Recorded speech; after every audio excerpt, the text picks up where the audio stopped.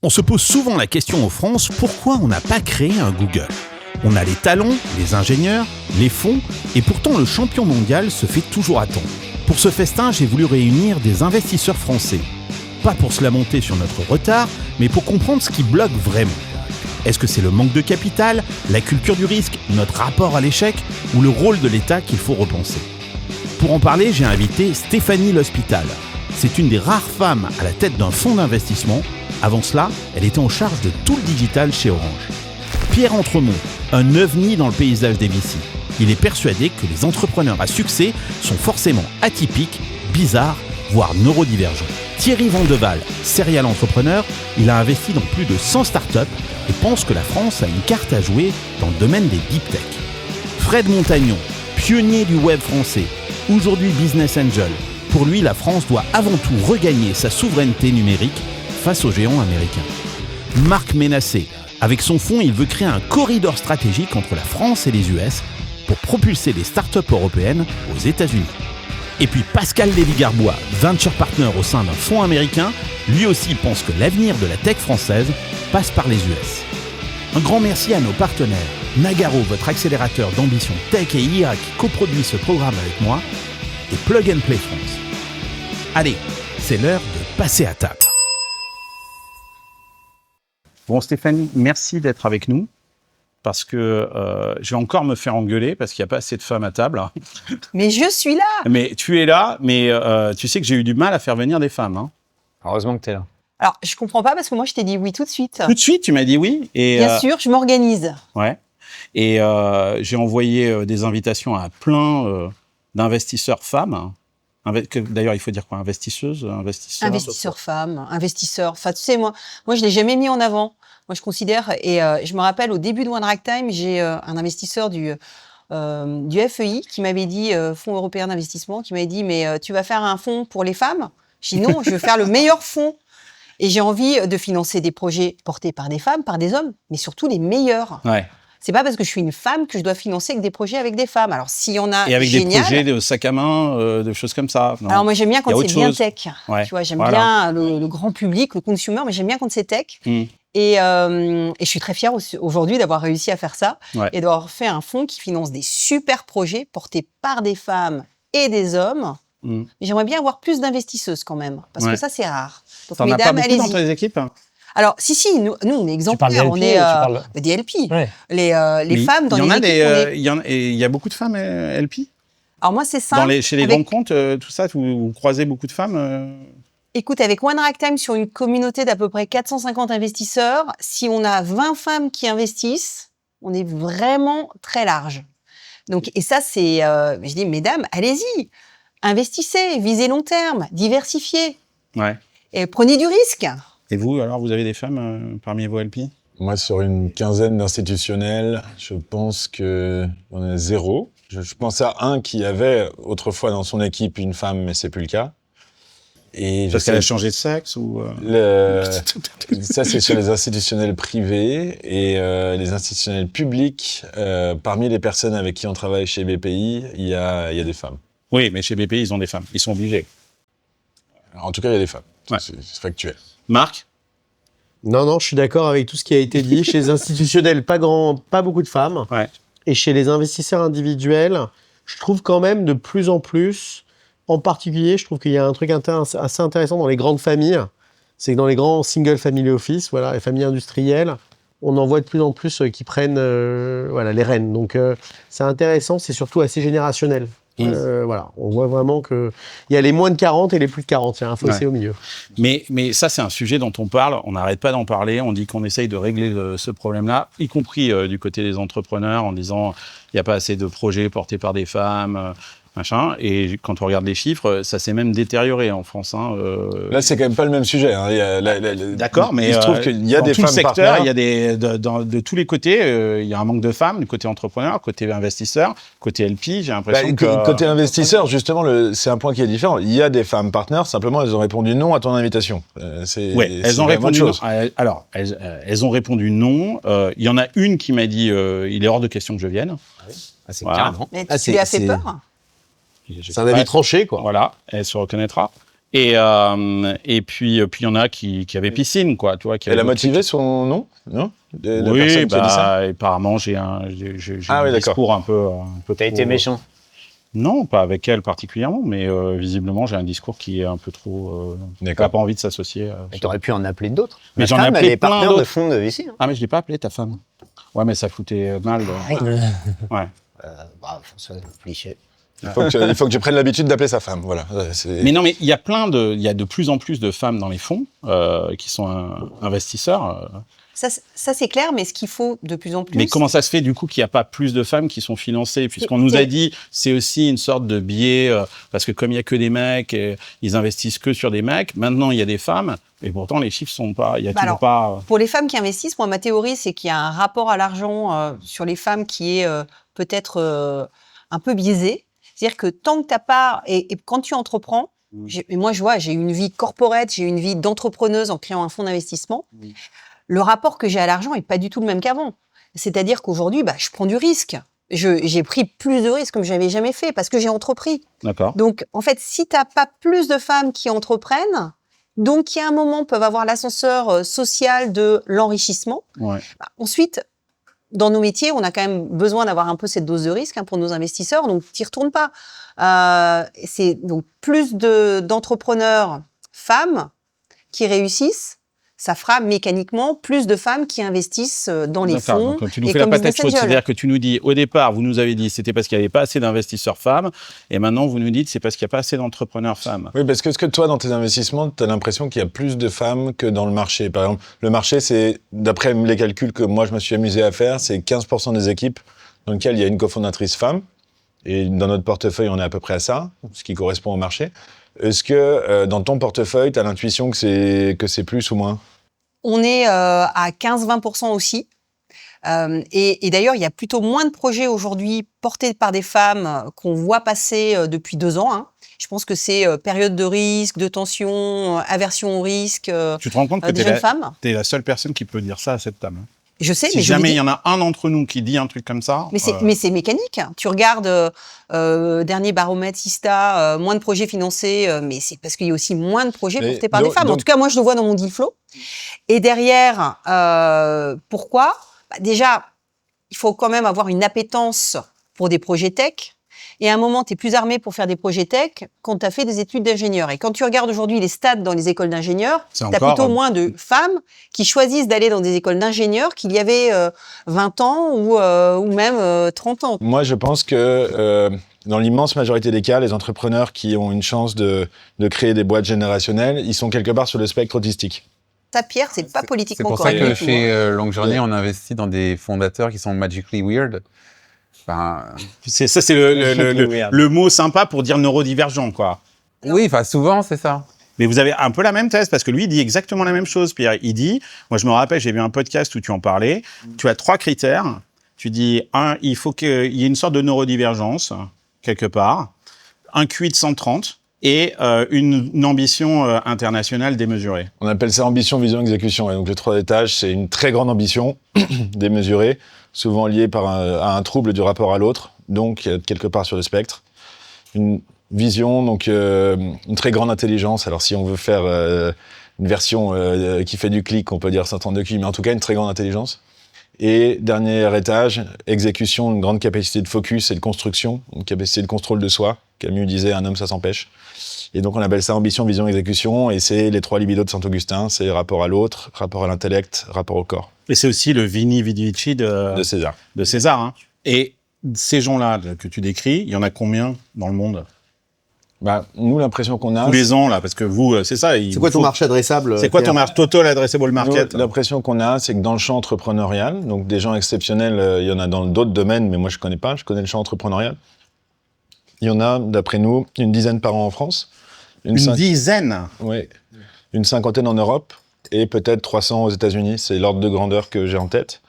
Et effectivement, mais c'est ça où il y a quelque chose que les gens ne comprennent pas dans le métier qu'on fait tous, c'est que, en tout cas, moi c'est comme ça que je le comprends, c'est que ce métier-là n'a de sens qu'à la lumière de quelques immenses succès sans succès à 5, 10, 100 milliards, notre métier, à mon avis, n'a en fait pas beaucoup de sens.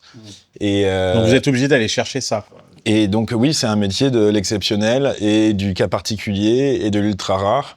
Et c'est comme ça qu'on fait les performances financières que les Américains font et qui donnent du sens à justement, notre métier.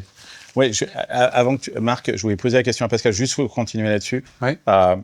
Parce que c'est beaucoup moins tabou aux États-Unis. Toi, tu as vécu longtemps 12 ans. aux US et tu bosses aussi pour un fonds américain. Ouais. Ce qu'il est en train de dire là, moi j'ai l'impression dans la Silicon Valley, c'est rentré dans les mœurs. Oui, une de mes collègues, Ariel Zuckerberg, elle dit, on dit toujours, est-ce qu'il a du tease et du biz et du riz tease, c'est une forme un peu d'autisme, justement. Ouais. Et le riz, c'est la niaque, du charisme.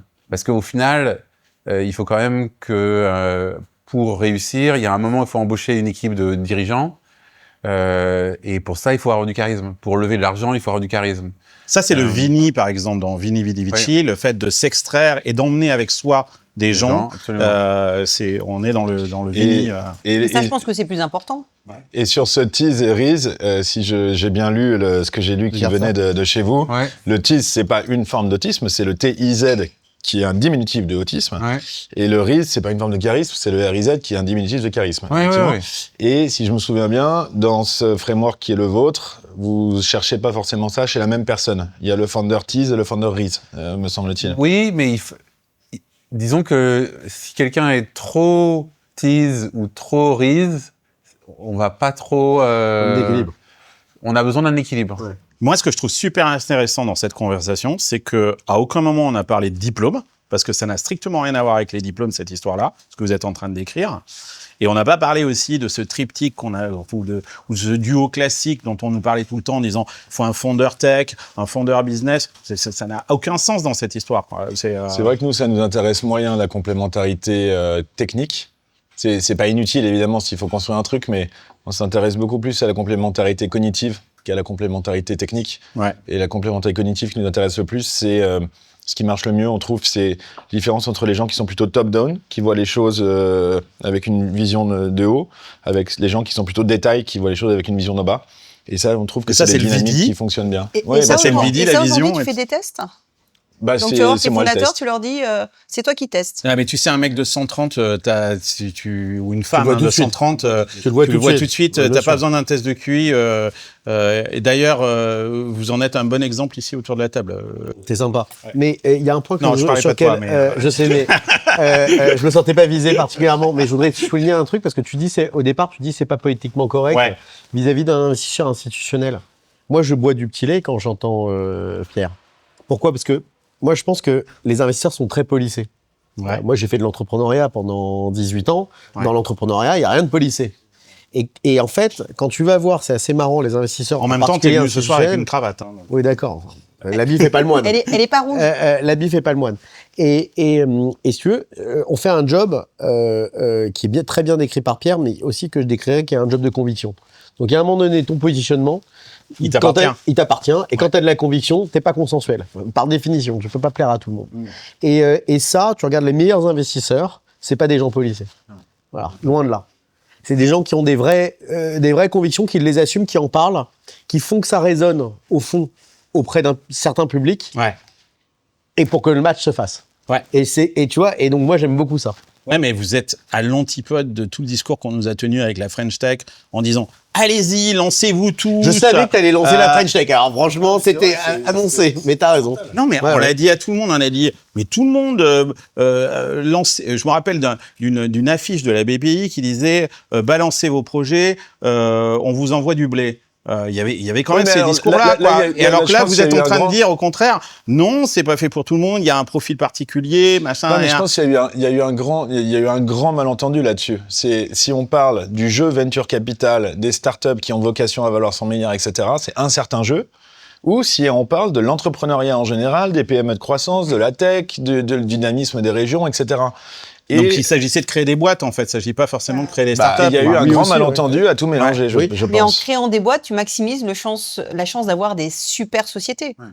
Et aujourd'hui, si tu n'as pas du nombre, et si on n'avait pas eu cet élan depuis 15 ans sur la French Tech, on n'en serait pas là où on en est aujourd'hui. Alors on peut se dire c'est pas assez loin, mais on a quand même énormément progressé.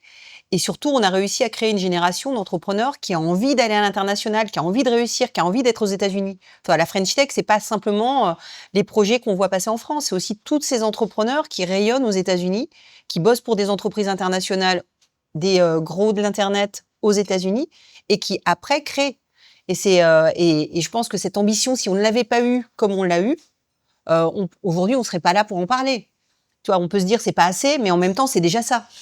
Tous les mecs exceptionnels dont tu parles, Pierre, peut-être que s'il n'y avait pas eu tout cet élan entrepreneurial d'en parler depuis des années, ils seraient au CNRS en train de faire de la R&D et ils n'auraient peut-être pas eu l'idée, l'envie, le besoin d'aller monter une boîte. Hein. Non, mais si on suit il y a 20 ans, tu montais moins une boîte et il y avait le même type de profil pour autant. Il y a 20 ans, sur une promo de l'X, par exemple, on est 2 ou 3 à avoir monté une boîte dans les 5 années qui ont suivi. Alors qu'aujourd'hui, je pense qu'il doit y en avoir 50 ou 100. 50, ouais. Donc si tu en as plus, statistiquement, tu as quand même plus de chances que ces profils-là, qui peuvent faire des boîtes exceptionnelles, auraient peut-être fait autre chose, exceptionnelle ou pas d'ailleurs. J'entends encore des entrepreneurs me dire que créer son entreprise en 2026, c'est un parcours du combattant. Et c'est pour ça qu'on s'est associé à Conto cette année encore. Conto, c'est la meilleure solution pour créer son entreprise gratuitement en ligne. Ils soutiennent Silicon Carnet depuis longtemps. Je les adore. C'est ma startup française préférée. Leur produit est super simple à utiliser. Tu choisis ton type de société, tu avances étape par étape et tout est centralisé au même endroit. Mais ce que je trouve vraiment génial, c'est l'accompagnement qu'ils proposent aux entrepreneurs. Tu peux confier toutes les démarches à leurs équipes, dépôt de capital, publication de l'annonce légale, immatriculation. Ils s'occupent de tout pour toi. Du coup, t'es jamais seul. Les équipes Conto sont disponibles 7 jours sur 7 et tu bénéficies de 30 minutes d'échange avec un expert pour structurer ton projet, éviter les erreurs classiques. Résultat, plus de 600 000 entrepreneurs leur font déjà confiance. C'est une entreprise sur 5 en France qui se crée aujourd'hui avec Conto et c'est pas un hasard. Si tu envisages de te lancer cette année, commence par te simplifier la vie en choisissant Conto, ça s'écrit QONTO.com. Allez, retour à ton épisode. Ouais, mais c'est pas parce que t'en as 50 ou 100 qui sortent de Polytechnique qui sont forcément bons. Et si je suis le raisonnement de Pierre, de toute façon, les 2-3 bons de ça, French Tech ou pas, ils y auraient été. Ça change rien. Parce que j'aimerais que tu expliques, parce que je t'avais écouté un truc qui était vachement intéressant, c'est que cette notion de neurodivergence, le fait que c'est le rapport aux autres est altéré. C'est-à-dire que moi, par exemple, ce soir, je suis super content de vous avoir autour de la table et ça me fait un bien fou. Ça développe chez moi de la dopamine, de l'ocytocine, de tout un tas de choses comme ça. Chez ces gens-là, ce mécanisme-là chimique ne va pas forcément se créer. Et donc, ils doivent créer de nouvelles formes de reconnaissance du groupe social. Et par exemple, à force de ne pas être reconnu par le groupe social, tu as des gens qui disent vous savez quoi, moi, je vais fabriquer une fusée, je vais aller sur Mars et je vais revenir. Et là, tout d'un coup, ils ont cette reconnaissance du groupe social en faisant des choses absolument extraordinaires. C'est ma thèse et c'est pour ça qu'on cherche ça chez les gens, pour se dire qu'on est en face là du type d'ambition qu'on cherche. C'est que, évidemment, pour la plupart des humains, le fait d'aller avec le troupeau est absolument normal et absolument rationnel. C'est darwinien. Si vous êtes un petit mouton, vous avez intérêt à être avec le reste des moutons parce que, en cas de croisement d'un loup, la proba de survie est de 1 sur 100, s'il y a 100 dans le troupeau, alors que si le mouton est tout seul, en cas de croisement d'un loup, c'est de 1 sur 1. Donc, c'est rationnel d'être avec le troupeau. De temps en temps, il y a un mouton qui naît avec un pet au casque et il a l'intuition qu'il n'est pas obligé d'être avec les autres. Du coup, il va se balader, il va voir d'autres trucs. Mais est-ce qu'il va plus loin, ton mouton ? Là, 9 fois sur 10. Alors déjà, quand il part du troupeau, les autres moutons l'insultent et lui jettent des cailloux. Donc déjà, il est jeté. Et ensuite, il se balade. Alors 9 fois sur 10, il tombe sur un loup, il meurt. Une fois de temps en temps, il tombe sur un tas d'or. Il revient vers le troupeau, il dit « Regardez les gars, ce que j'ai trouvé. Aimez-moi maintenant. » Et là, le troupeau le félicite et fait de lui ce qu'on appelle au XXIe siècle un milliardaire. Avant, on appelait ça autrement. Et donc, nous, c'est ces gens-là qu'on cherche, ouais. Et toi, tu es neurodivergent aussi ? J'en sais rien, c'est pas... Bonne question. Je sais pas si c'est une bonne question, ça apporte pas grand-chose. Comment tu fais pour les reconnaître, les neurodivergents ? Ça, tu le sens. À force de les voir, à force d'en voir, tu le sens. Mais tu les vois pas autour de la table, là ? Ah non, mais moi, j'ai une théorie complètement inverse. C'est que personnellement, je sais, cette théorie, je l'ai déjà eue. Alors, on verra à l'aube des résultats, hein. Mais moi, quand j'investis, quand je choisis un projet entrepreneurial, un entrepreneur avec mes équipes, mais j'ai envie d'avoir une empathie, j'ai envie d'aller dîner T'as avec envie eux. d'aimer tout le monde, quoi. Pas tous, mais en tout cas, j'ai envie d'avoir confiance. Alors peut-être que pour moi, l'intelligence émotionnelle, le charisme, le tease, est plus important que l'intelligence mathématicienne et qu'aujourd'hui... C'est pas forcément une intelligence mathématicienne, hein. Non, pour moi, il faut quand même se dire que être obsédé par un problème et vouloir le résoudre pendant 10, 15, 20 ans ou plus, parce que si la boîte, elle marche, ça s'arrête pas, ça s'arrête jamais. Il faut être un certain type de personne. Faut pas forcément vouloir de la reconnaissance du groupe, etc. Il faut vraiment être obsédé par le problème. C'est pour ça que ces gens-là, ils réussissent. Le fondateur de Notion que j'ai rencontré en 2013, il était obsédé par le problème 1 an ou demi avant que je l'ai rencontré. Et c'était pas un technicien de Notion, hein, tu parles. Oui, de Notion, oui. Ivan, pas Ivan, l'autre. L'autre, oui. L'autre, il est technique, mais Ivan, il sait coder, mais c'est pas un développeur, c'est plutôt un designer. Enfin, c'est un product designer, on va dire, maintenant on l'appellerait. Mais ce que je veux dire par là, c'est que il était obsédé par le problème déjà en 2012, ce qui n'était pas forcément un problème que beaucoup de gens voyaient, et et aujourd'hui, il a la même passion qu'au début. Et ça, faut être un certain type de personne pour avoir la même obsession. Mais là, les gars, vous me faites peur, hein. Moi, quand j'entends ça, je me dis, waouh, on se retrouve dans la caricature de la tech américaine avec tous ces... là, je t'ai mis les plus américains. Là, on a la brochette de la plus américaine. Hein. Là, je sais pas. Moi, en tout cas, c'est pas... et quand je regarde ça, je me dis, bah oui, c'est ce qui est en train de se passer aujourd'hui avec nos gros acteurs de l'Internet où on a... Non, mais on est d'accord. Moi, je rêve que la tech française hein, ressemble à la tech américaine. C'est mon rêve. Ouais, mais donc, moi aussi, mais je rêve d'avoir des gens... Enfin, toi, ce que tu décris comme critère d'investissement pour toi, moi, a fortiori, il est repoussoir pour moi, parce que j'ai envie de pouvoir... Mais je comprends bien qu'il est repoussoir. Parce que du coup, on ne s'est jamais retrouvé sur des projets. Tu t'en fous du retour sur investissement ? D'accord, mais attends, non. Parce que tu as une autre vision qui est en fait la singularité, qui est ta singularité à toi. C'est juste, vous êtes entre vous pas d'accord sur le type de singularité, mais tu l'as à toi, Stéphanie. Ah, moi, j'ai une singularité de personnalité peut-être atypique, qui sont plutôt dans le code du sportif de haut niveau ou de celui qui va s'entraîner longtemps ou saine, qui va avoir cette obsession, mais qui fondamentalement, je vais pouvoir me dire que quand j'interagis avec et que je vais être pendant 4, 5, 7 ans à son côté en tant qu'investisseur meneur des tours, donc on est au bord, donc ça veut dire qu'on est vraiment très présent, enfin vous aussi, bah, on va se comprendre. Nous, on est très peu présents et on le revendique. Alors, je te rassure, quand le meilleur des investissements, c'est surtout que ça se passe sans toi. Mais quand il faut être un peu plus présent, voilà. Non, moi j'ai une théorie là-dessus. Attends, je peux venir juste au secours du soldat French Tech, parce que là on a un peu décimé. On a été vraiment super sympa. Hein. Oui, mais j'en ai d'autres. Hein. Je te connais, t'en avais derrière la tête. Je suis pas sûr que dire à des gens, tu vois, entreprenez, ça va bien se passer, on vous envoie du pognon. Je pense que ça change rien au nombre de succès, parce que les vrais entrepreneurs, ils y vont, et ils n'attendent pas qu'on leur flèche le chemin. Oui, mais tous les autres qui y vont et qui rencontrent... ils te font du bruit, ceux-là. Alors heureusement, comme c'est des petits fils à papa, généralement des quartiers ouest parisiens, ça n'a absolument aucune conséquence sociale pour eux. Mais... Bon, je te laisse ça. Mais ce qui me paraît important, c'est que ça a créé un mouvement, et ça a créé une reconnaissance sociale d'aller bosser dans une start-up.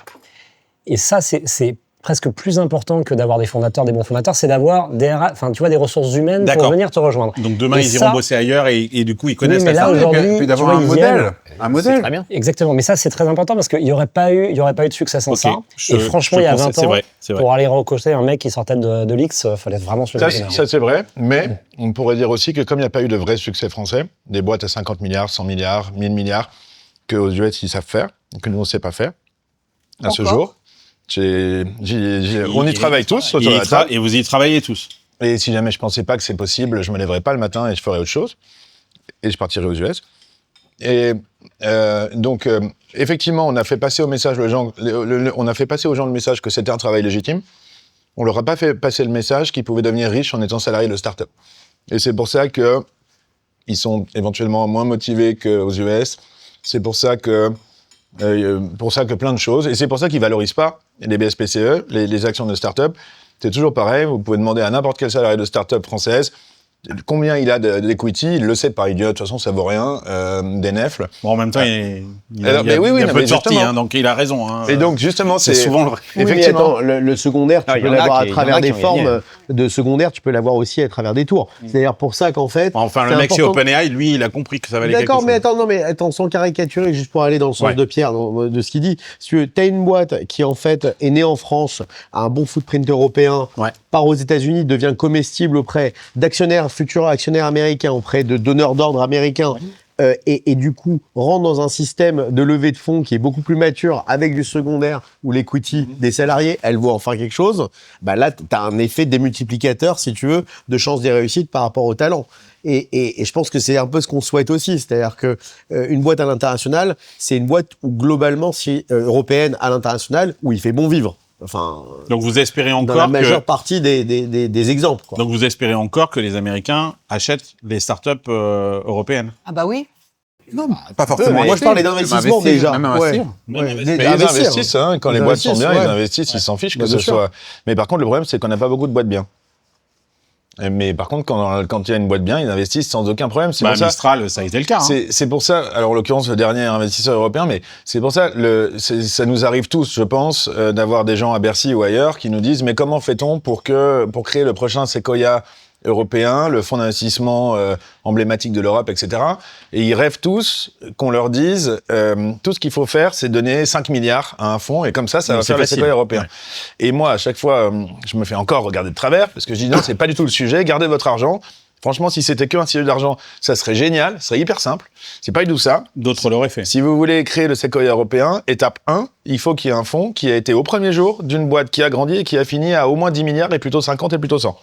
Et regarde Index, on a commencé dans la tech tous les deux quand tu faisais Blue Kiwi, quand moi je faisais Virtuose. Ouais. Bah, ils ont émergé, c'était un fonds européen. Aujourd'hui, c'est considéré plus comme un fonds américain, mais c'est quand même un fonds avec des origines européennes fortes. Et c'est anglaise. À l'époque, c'est l'Europe. Suisse même. Non, Suisse. Non, à la base, c'était Suisse. Ils sont suisses. Et au final, c'est considéré aux États-Unis comme un des 5 meilleurs fonds aujourd'hui. Il y a tous les semaines des articles dithyrambiques sur eux. Mais ils sont barrés. Non, ils sont pas barrés. Non, mais enfin, ils sont très présents à Londres toujours. Hein. Culturellement américains, quoi, je veux dire. Enfin, techniquement, pas forcément. Ah, historiquement, non. Techniquement, si tu veux faire une grosse entreprise aujourd'hui, soit tu es une fintech et tu peux te dire que tu peux le faire en Europe parce que tu as le passeport européen pour les services financiers, soit tu es une société dans la data, l'IA, le logiciel ou même le consumer, et si tu vas pas aux États-Unis, tu n'as pas accès à un gros marché. Donc, nous, ce qu'on recommande avec nos entrepreneurs, c'est dès qu'ils peuvent, c'est aller aux US, vous changez de dimension. C'est possible encore aujourd'hui, ça? C'est plus compliqué. Mais... Bah, je sais pas. Les moi, visas. je viens des US. Les visas, moi, j'ai jamais vu un entrepreneur à qui ça pose un problème. Jamais. Non. C'est un peu plus compliqué. Non, mais ça je parle pas des visas. Mais c'est des gens ça a toujours été compliqué. Qui détruisent des montagnes, un visa, c'est... Non. La paperasse. La paperasse, c'est de l'argent et il y a un chemin. Ça coûte un peu plus cher. Et ouais. Les Américains, ils font jamais les bons entrepreneurs. Hein. Oui, mais non, moi, le problème, il n'est pas du côté de l'administration américaine, hein, parce qu'encore une fois, on dit Trump, mais c'était dur du temps de Obama, c'était dur du temps de Biden, et je sais de quoi je parle. C'est plutôt dans la mentalité des entrepreneurs ici, qui aujourd'hui ont un regard largement d'ailleurs dicté par les médias français, qui dépeignent les États-Unis comme un... Moi, ceux chez qui j'investis, ils n'ont pas ce regard-là. Moi non plus. Ouais, mais tu parles des dissous... Vraiment? Ah mais oui, carrément. Mais nous, quand on va regarder une société, on veut d'abord s'assurer qu'elle a envie d'aller à l'international. Et qu'elle a envie d'aller aux US. À midi, je déjeunais avec Thibaut Elzière de eFounders, enfin maintenant Exa, et qui me disait que c'était difficile parce que les entrepreneurs, il dit, d'ailleurs, dans mon portefeuille, les 2 boîtes qui ont le mieux marché, Aircall, Front, sont partis effectivement aux US, mais tous les autres, c'est pas qu'ils en avaient pas la capacité. Tu parlais de Notion, il y a cette boîte française qui s'appelait Slide, un truc comme ça, qui était un concurrent. Une boîte de Thibaut. Une boîte de Thibaut, et qui s'est créée au même moment que... Un peu plus tard. Ouais, mais enfin bon, c'était pas loin, et qui aurait pu très bien cartonner d'ailleurs si elle était partie aux États-Unis. Eh ben, elle n'a pas voulu y aller parce que la vie est confortable en France. Hein. On mange bien. Il y a un truc qui marche pas quand même en France. C'est t'as envie de grandir avant même de te projeter sur un autre marché. Et on a tous envie de le faire évidemment parce que c'est des marchés plus gros. Mais t'as envie quand même d'avoir des clients. Je parle de B2B. Ouais. Les grands groupes ne savent pas travailler avec des startups. C'est horrible. C'est lent. T'es mal payé. T'es payé tard. Et on t'accompagne pas. Et franchement, ça c'est une différence majeure avec ce que tu vas trouver dans un monde anglo-saxon où à un moment donné, tu règles un problème, on prend ton produit, et surtout, on fait en sorte que tu sois en vie demain. Ouais. Donc, au lieu de te dire, voilà, on va faire un petit POC là rapidement, tu vois, pour pas Cocher la grand-chose, case et avoir son bonus à la fin de l'année pour dire j'ai c'est un bossé vrai avec une engagement. startup. Alors, c'est un vrai engagement. C'est pas forcément un engagement long terme, mais au moins, c'est un engagement de travail ensemble. On a un vrai problème là-dessus. Mais Dans déjà, tous les startups ne devraient pas travailler avec des grands comptes quand elles démarrent. À part quelques cas très particuliers, normalement, Ouais, il Mais faut en pas. France, il n'y a rien C'est- d'autre. C'est-à-dire, Mais c'est pour ça que- une fois que tu as fait le tour de toutes les Et c'est startups pour de ça Station qu'il- F, il te reste les grands Non, mais comptes. parce qu'il n'y a pas trop de mid-market. Ouais, c'est ça. Et C'est ce même que je veux le dire. market qu'il y a, tu as une culture du risque qui n'est pas la même. C'est Donc, pour la ça culture qu'il- des acheteurs n'est pas la même. C'est pour ça que si jamais Simplement, tu hein. vends du logiciel, il faut aller le vendre aux US. Effectivement, il y a d'autres sujets. Effectivement, tu le disais, finance. Pour nous, c'est finance, défense et éventuellement légal et santé. Merci. J'étais sur le point de pas le trouver. Où c'est les 4 sujets où on est à l'aise pour investir dans des plays européens. Et sinon, il faut aller aux US, on pense. Ça n'empêche pas d'avoir son bureau technique à Paris. Et en fait, le truc, c'est Tant que mieux d'ailleurs. ce que j'ai compris, c'est que Ouais, ça, c'est le modèle cross-border. ce que j'ai compris en allant à SF, et c'est pour ça qu'on a ouvert un bureau, c'est que ce que tu as envie quand tu démarres une boîte, c'est d'avoir des clients de qualité. Un client de qualité, c'est quoi? C'est un client qui paye cher, qui paye vite et qui donne des bons feedbacks. Ouais. Si tu vends du logiciel à des clients américains et que ton client, c'est par exemple Notion ou autre, il paye 3 fois plus cher, il paye 3 fois plus vite, il donne des feedbacks 10 fois meilleurs. Donc, qu'est-ce que tu veux faire? Les nutriments sont de meilleure qualité. Parce qu'ils vivent dans le futur.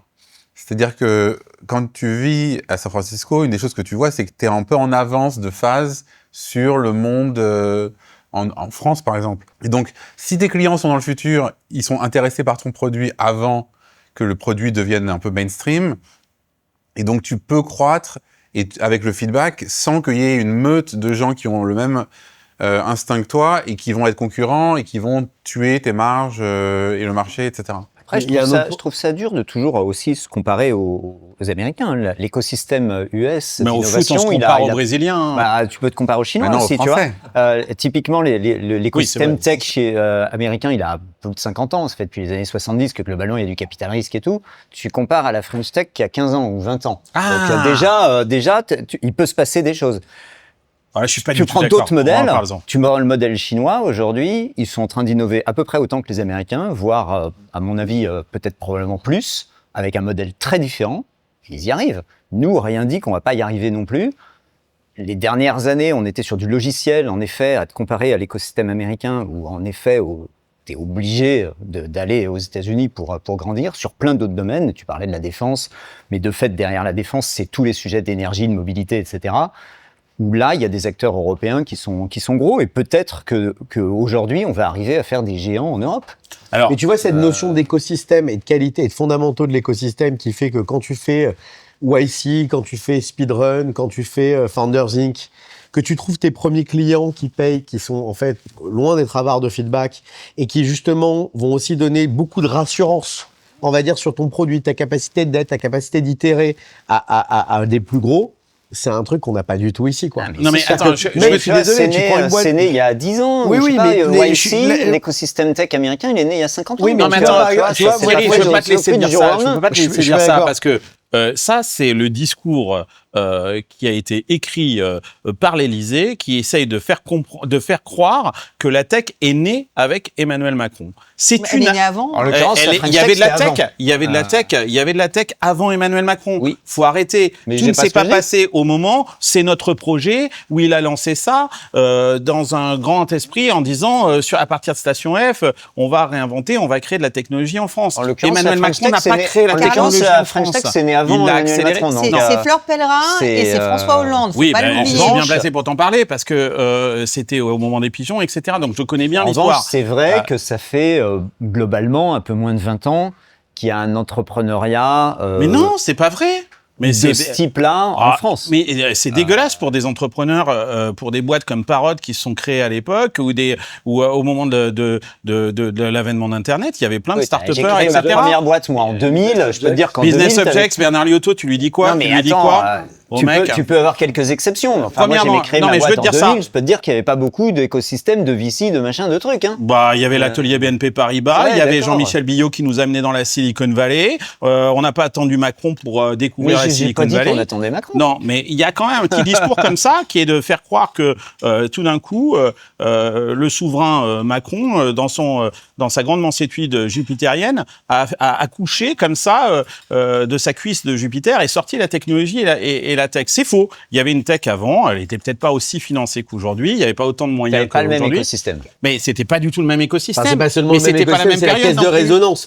En fait, pourquoi aussi la French Tech est assimilée à Macron, c'est parce que c'est le premier président qui a pris le truc à bras le corps qui aime ça, quand même. Et qui aime ça, et qui en a fait quelque chose, si tu veux, qui est visible en France et international et qui est fondamentalement dans la politique publique. Je crois que c'est ça l'énorme différence. Mais là où tu as totalement raison, juste un point, c'est d'ailleurs les deux, je dirais, totems de Macron, quand tu regardes, il y en a deux. Ouais. C'est la French Tech, bien sûr, et la flat tax. Ouais. Je vous trouve tous un peu rudes. Parce que bien sûr, toi, il t'a donné une médaille. Il t'a donné une médaille, donc tu ne peux pas dire le contraire. Déjà, c'est pas lui qui m'a donné une médaille. Attends, la Légion d'honneur, c'est le président qui décide. Hein. Certes, mais s'il n'était pas d'accord, tu l'aurais pas. Je suis très reconnaissante à l'écosystème qui m'a permis d'avoir cette Légion d'honneur. Et tu vois, j'ai mis du temps à l'accepter parce que justement mon père l'avait eu pour des faits de guerre. Entièrement, c'est pas ça la question. Et j'en suis ravie. Mais redonnons à César ce qui est à César, c'est que depuis 15 ans, on a eu une compréhension que l'innovation, elle peut être source de croissance et qu'à minima, si on n'innove pas, pour le coup, on va être dans la décroissance. Donc, on a eu une politique publique ambitieuse d'aller libérer l'entrepreneuriat. Alors, je ne parle pas de tout ce qui a été fait en termes d'investissement, je parle juste de cette envie des entrepreneurs de créer. Aujourd'hui, toi, Marc, quand tu as commencé il y a 20 ans, on te disait t'es entrepreneur, tout le monde te regardait et disait il fait quoi ?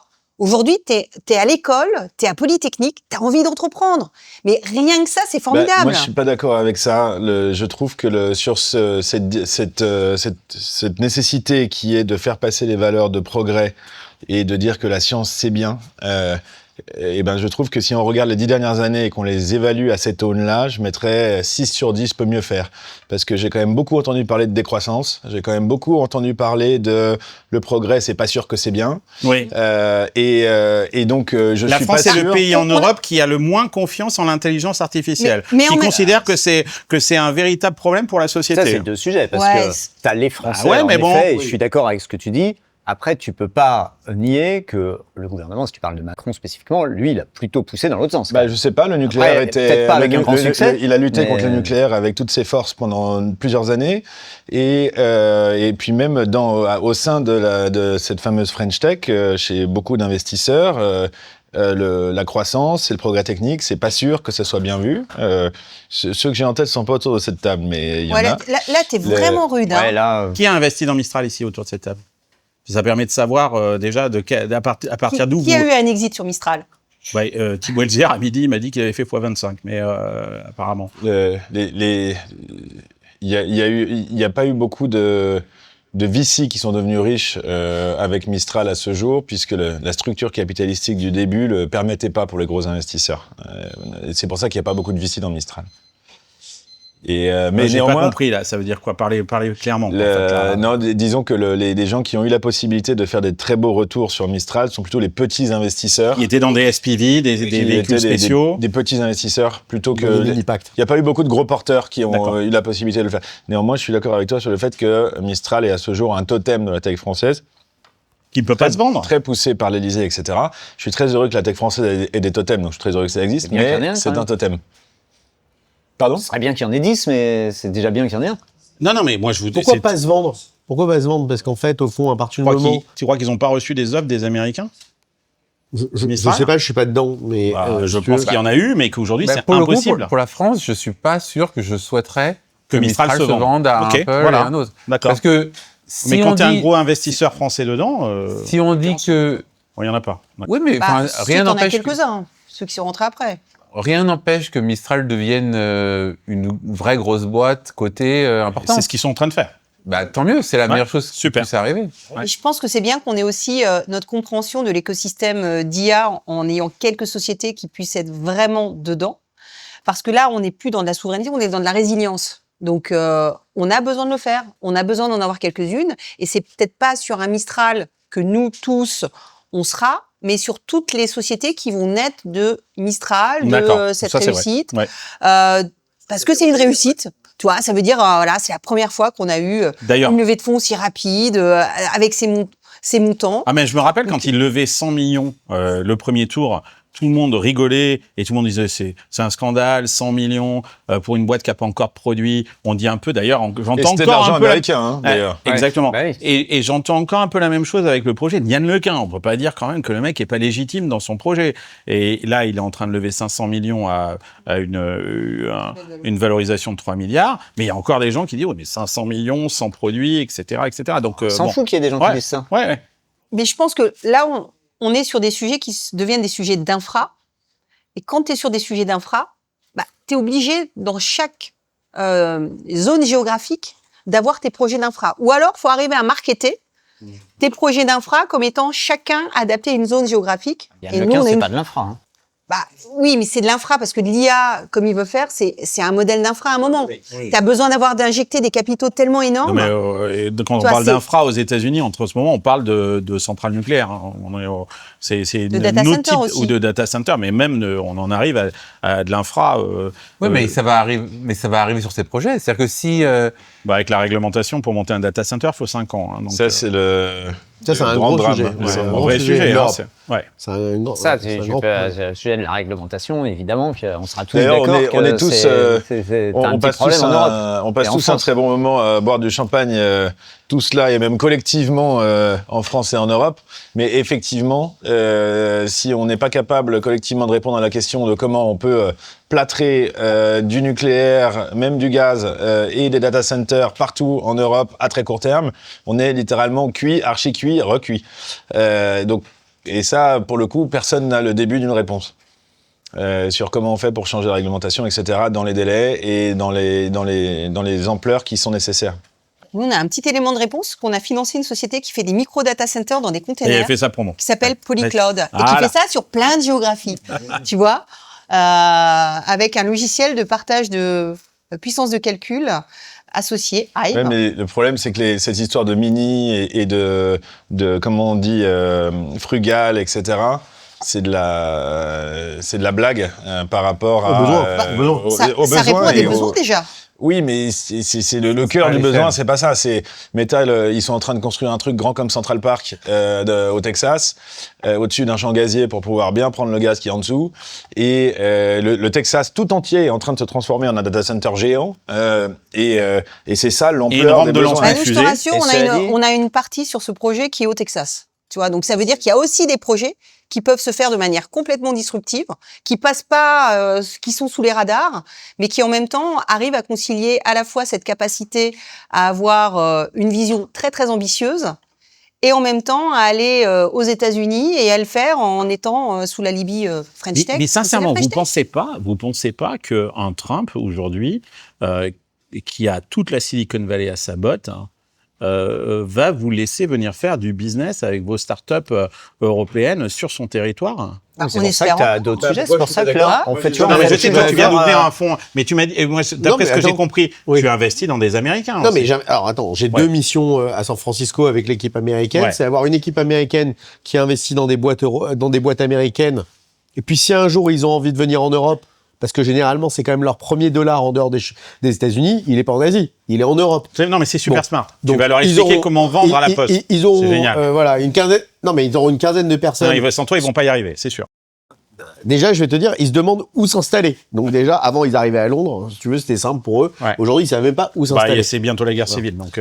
D'accord. Oui. Mais bon, il en reste pas moins que la zone Europe, c'est une grosse zone en termes de business. Absolument. Et que quand il y a une boîte Ah bah, d'IA vous qui êtes est une née à San colonie. Francisco- L'Europe est une colonie numérique pour les États-Unis, ça c'est sûr. Bon, et inversement, Ouais. on en a parlé tous autour de la table, on a quand même un certain nombre de candidats éligibles, si tu veux, à partir de l'Europe et à s'installer aux États-Unis, parce que juste, ils sont très bons. Voilà, et ils peuvent rentrer sans aucun problème dans la compétition américaine, mais sans aucun problème. Alors, tout le monde n'est pas éligible, mais on en a quand même une quote-part qui le sont, et on a envie de ça. Marc, moi, j'ai monté The Refiners, j'ai fait venir 54 startups françaises justement sur cette thèse-là en disant les gars, ça se passe pas en Europe, vous avez une vision globale, il faut venir aux États-Unis. Sur les 54, combien sont restés aux États-Unis? Je pense qu'on n'était pas dans la même période, donc tu as T'as pas été très choisi les bons. visionnaire. Tu peux recommencer, peut-être mauvais. Carlos. Tu as été Peut-être très mauvais. visionnaire. Retourne-y là, c'est ouais. le moment. C'est le moment. Sauf ton respect, la question, c'est combien ont réussi. Parce que ceux qui ont raté, qui soient repartis, bon, ma foi, Ouais. c'est. Ça fait partie c'est- de l'équation. C'est parmi ceux qui ont réussi, combien sont restés. Ouais. Non, mais je reviens, tu vois, tu as aussi le sujet, tu parles de l'énergie, enfin moi je reviens sur ce sujet parce que à mon sens, c'est un sujet majeur sur les 20 prochaines années. Donc tu dis l'énergie, bon super, les data centers, ils vont monter ça autour d'un champ gazier. Je pense que c'est complètement symptomatique on n'a que la vision des US. Je suis pas Ok. sûr que l'avenir, ce soit les énergies fossiles, sincèrement. Je pense que l'électrification des usages, c'est un truc qui est majeur. tout le Depuis monde est l'enlèvement d'accord. Ceux qui réussissent, de c'est la Maduro, Chine. ça le redevient un petit Ceux peu. qui Non, mais tout le monde est d'accord. À court terme peut-être, mais pas à long Bah terme. oui, mais ça, c'est la vue même du. Ceux qui l'ont très bien fait et qui sont en train de magnifiquement le réussir, c'est la Chine. Ouais. Et je pense que là-dessus. Et d'ailleurs, ils vont qui est un devancer les écosystème États-Unis. jeune, hein, quand tu disais tout à l'heure, la France, on est tout jeune par rapport à la C'est Silicon un Valley. écosystème très jeune. Bah oui, ils se démerdent très bien. Hein. Et ils se démerdent très bien parce que finalement, l'électrification des usages en Chine, ça Et date de très 2015, étatifié, donc en et 10 ans. très étatifié comme Très la France. Hein. étatifié. Voilà. Ouais, très Ouais, enfin. étatifié et très concurrentiel. C'est-à-dire hyper concurrence Bah, à ils bas lancent niveau. plein de chevaux au Et départ. exactement, Ouais. tout le monde se bat. Et juste au-dessus, Bah, il y a Xi Jinping tout qui le monde a décide la main qui est le levée. vainqueur. Très top-down Exactement. dans la guidance, si tu veux. exactement, Personne, très tu top-down vois. dans la guidance. Donc ça marche plutôt bien. Et ça montre qu'un modèle alternatif peut marcher. Alors en l'occurrence, je dis pas que ça a marché pour nous parce que nous, ça fait 10 ans qu'on parle d'électrifier les usages et on ne l'a pas fait. Mais attends, Donc, moi je connais personne, même les tech guys républicains les plus durs de durs, etc., que je connais aussi, mais je connais personne qui pense pas qu'à moyen et long terme, le sujet de pas du tout ce l'énergie, qu'ils font. c'est aux l'électrique. États-Unis. Mais bien Sauf sûr que c'est si. pas du tout ce qu'ils Ils font font. des data centers dans l'espace pour prendre le soleil, Mais l'énergie ils du savent que soleil. ça va prendre 20 ans, ils vont pas s'arrêter de faire pendant 20 ans. Mais voilà, Bah, on est là, sauf qu'aujourd'hui, ils ont 12 longueurs de retard par rapport aux Chinois. C'est-à-dire sur faire des batteries, enfin tout le sujet, c'est les terres rares, les batteries, etc. Enfin l'électrification. Tout le monde des est usages, c'est d'accord tous ces sujets-là. que le solaire Les et le Américains nucléaire, sont en c'est le retard futur. sont en retard Ah, sur mais même, les Chinois. Crusoe Energy, Nous qui est aussi. une boîte dans laquelle on avait investi, maintenant qui crée des data centers, enfin qui a plusieurs business, mais qui crée des data centers aux États-Unis, qui a créé des data centers pour Oracle notamment, pour Google, etc. Eux, ils prenaient du gaz, en fait du gaz qui était brûlé avant sur les champs de gaz de schiste, et ils l'utilisaient à la base dans des containers pour créer pour miner des bitcoins. Ensuite, ça s'est transformé dans le compute et donc l'IA. Mais ce que je veux dire par là, c'est que la vision de départ, c'était de réduire l'empreinte carbone de cette énergie qui était brûlée et donc Ouais, gâchée. parce que tu étais sous une administration aussi qui portait ce genre de projet-là, pro climat. Pro-climat, pro-green. Mais c'était pas pour ça que le business marchait en fait. Et Oui. donc Mais Non, tu mais vas toujours trouver des exemples. Et Non, en mais- Europe aussi, tu pourrais en trouver des mais- exemples. Mais au global, Mais non, mais c'est c'est quand même un vraiment pays pas qui vrai. est la Chine, qui Ils sont- lui non, mais est en train de réussir vraiment cette transition. Et pas, je pense que c'est vraiment pas vrai de dire que les Américains comptent pour l'IA sur le fossile à horizon 20 ans. C'est pas vrai. Ils se fondent sur l'énergie du soleil en faisant des data centers dans l'espace, en faisant des panneaux solaires, en faisant du nucléaire. Par contre, c'est vrai que pour les prochains 2, 3, 5, 10 ans, là, tout de suite, il y a un enjeu extraordinaire pour l'humanité de ne pas rater le coche. Et c'est vrai qu'ils disent, bon, bah, les 5 prochaines années, on s'en fout. On avance. Et nous, on peut choisir qu'on ne le fait pas. Bah, du coup, on va être oblitéré. Et après, on peut se plaindre que la DGSI soit obligée d'utiliser Palantir. Alors nous, on ne dit pas qu'on le fait pas. Nous, on passe notre temps à dire malheureusement qu'on va le faire et on le fait pas. Mais regarde, C'est un ton autre, fond, vous étiez parti, et c'est toujours le cas, sur une thèse autour justement de l'environnement. Nous, on a toujours été sur ce type de sujet. Ouais, mais votre nouveau L'électrification fonds, des usages, votre- c'est un des votre- sujets majeurs. Hein. Ouais, mais votre nouveau fonds, il est plus seulement sur cette thèse. Il n'est pas sur cette thèse du tout. Il est sur une thèse autour de la défense, de la Bah, tu souveraineté. sais, on a deux fonds, et ça va vous te paraître peut-être surprenant, mais on a un fonds qui est impact et souveraineté, Ouais. et l'autre qui est défense et souveraineté. Mhm. Ces deux fonds-là font 100% de co-investissement. C'est les mêmes boîtes. D'accord. C'est les mêmes boîtes. Parce qu'en fait, la réalité, c'est que quand tu as une boîte qui a une rupture technologique, typiquement sur l'électrification, c'est un sujet de souveraineté en même temps que d'être un sujet impact. On parle d'IA. Moi, j'ai une question pour vous. J'aimerais bien savoir quelle est votre vision aujourd'hui en tant qu'investisseur sur l'intelligence artificielle. Est-ce que vous considérez qu'on est dans une bulle parce qu'on nous dit ça. Et d'ailleurs, j'ai beaucoup entendu ça en 2025 en France en disant attention, ça va exploser, tout va exploser. Rien n'a explosé pour l'instant. Comment est-ce que vous positionnez par rapport à ça quelle est la part de projets IA par exemple dans vos investissements aujourd'hui Si je peux me lancer, je vais te dire la raison pour laquelle tu as entendu ça en France. Ouais. C'est que je pense que les sociétés françaises du CAC 40, du SBF 120, les dirigeants, les politiques n'ont absolument pas conscience, mais ni de près ni de loin, par leur culture économique, par tous les signaux faibles qu'ils peuvent capter, du reshuffle qui est en train de se passer et de la rupture qui est en train de se passer grâce à l'IA.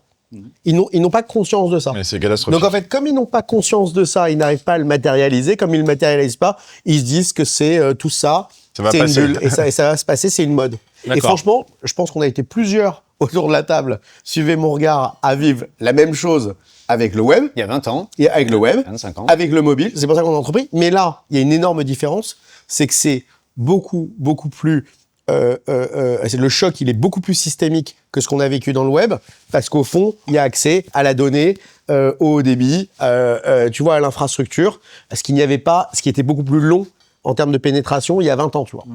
Et donc, moi, je suis choqué par les rencontres que je fais, qui en effet posent ces questions, et juste parce que les gens ne savent pas, et qu'aux États-Unis, parce que je suis désolé d'en revenir aux États-Unis, tu peux être un small and medium, une petite entreprise, une entreprise mid-market ou une entreprise cotée au NYSE, en fait, si tu es un patron et que tu n'as pas intégré de l'IA, en fait, tu es dans une faute professionnelle parce que ton enjeu en tant que patron, c'est de devenir plus productif. Et la vérité, c'est que l'IA, ça a une promesse de productivité, pas que, parce que ça a aussi une promesse de disruption massive, tu vois, de nouveaux modèles qui se créent. Donc c'est vraiment de perte d'emploi, parce que comment est-ce que mais de recréation à côté. Comment il explique lui aux gens qui votent pour lui que voilà, il y a une révolution absolument géniale qui s'annonce, mais qu'elle va passer aussi par un choc civilisationnel et une transition en termes d'emploi et de métier. Et de toute façon, ça qui va être douloureuse. Est-ce que c'est un modèle juste, et je m'arrêterai là-dessus.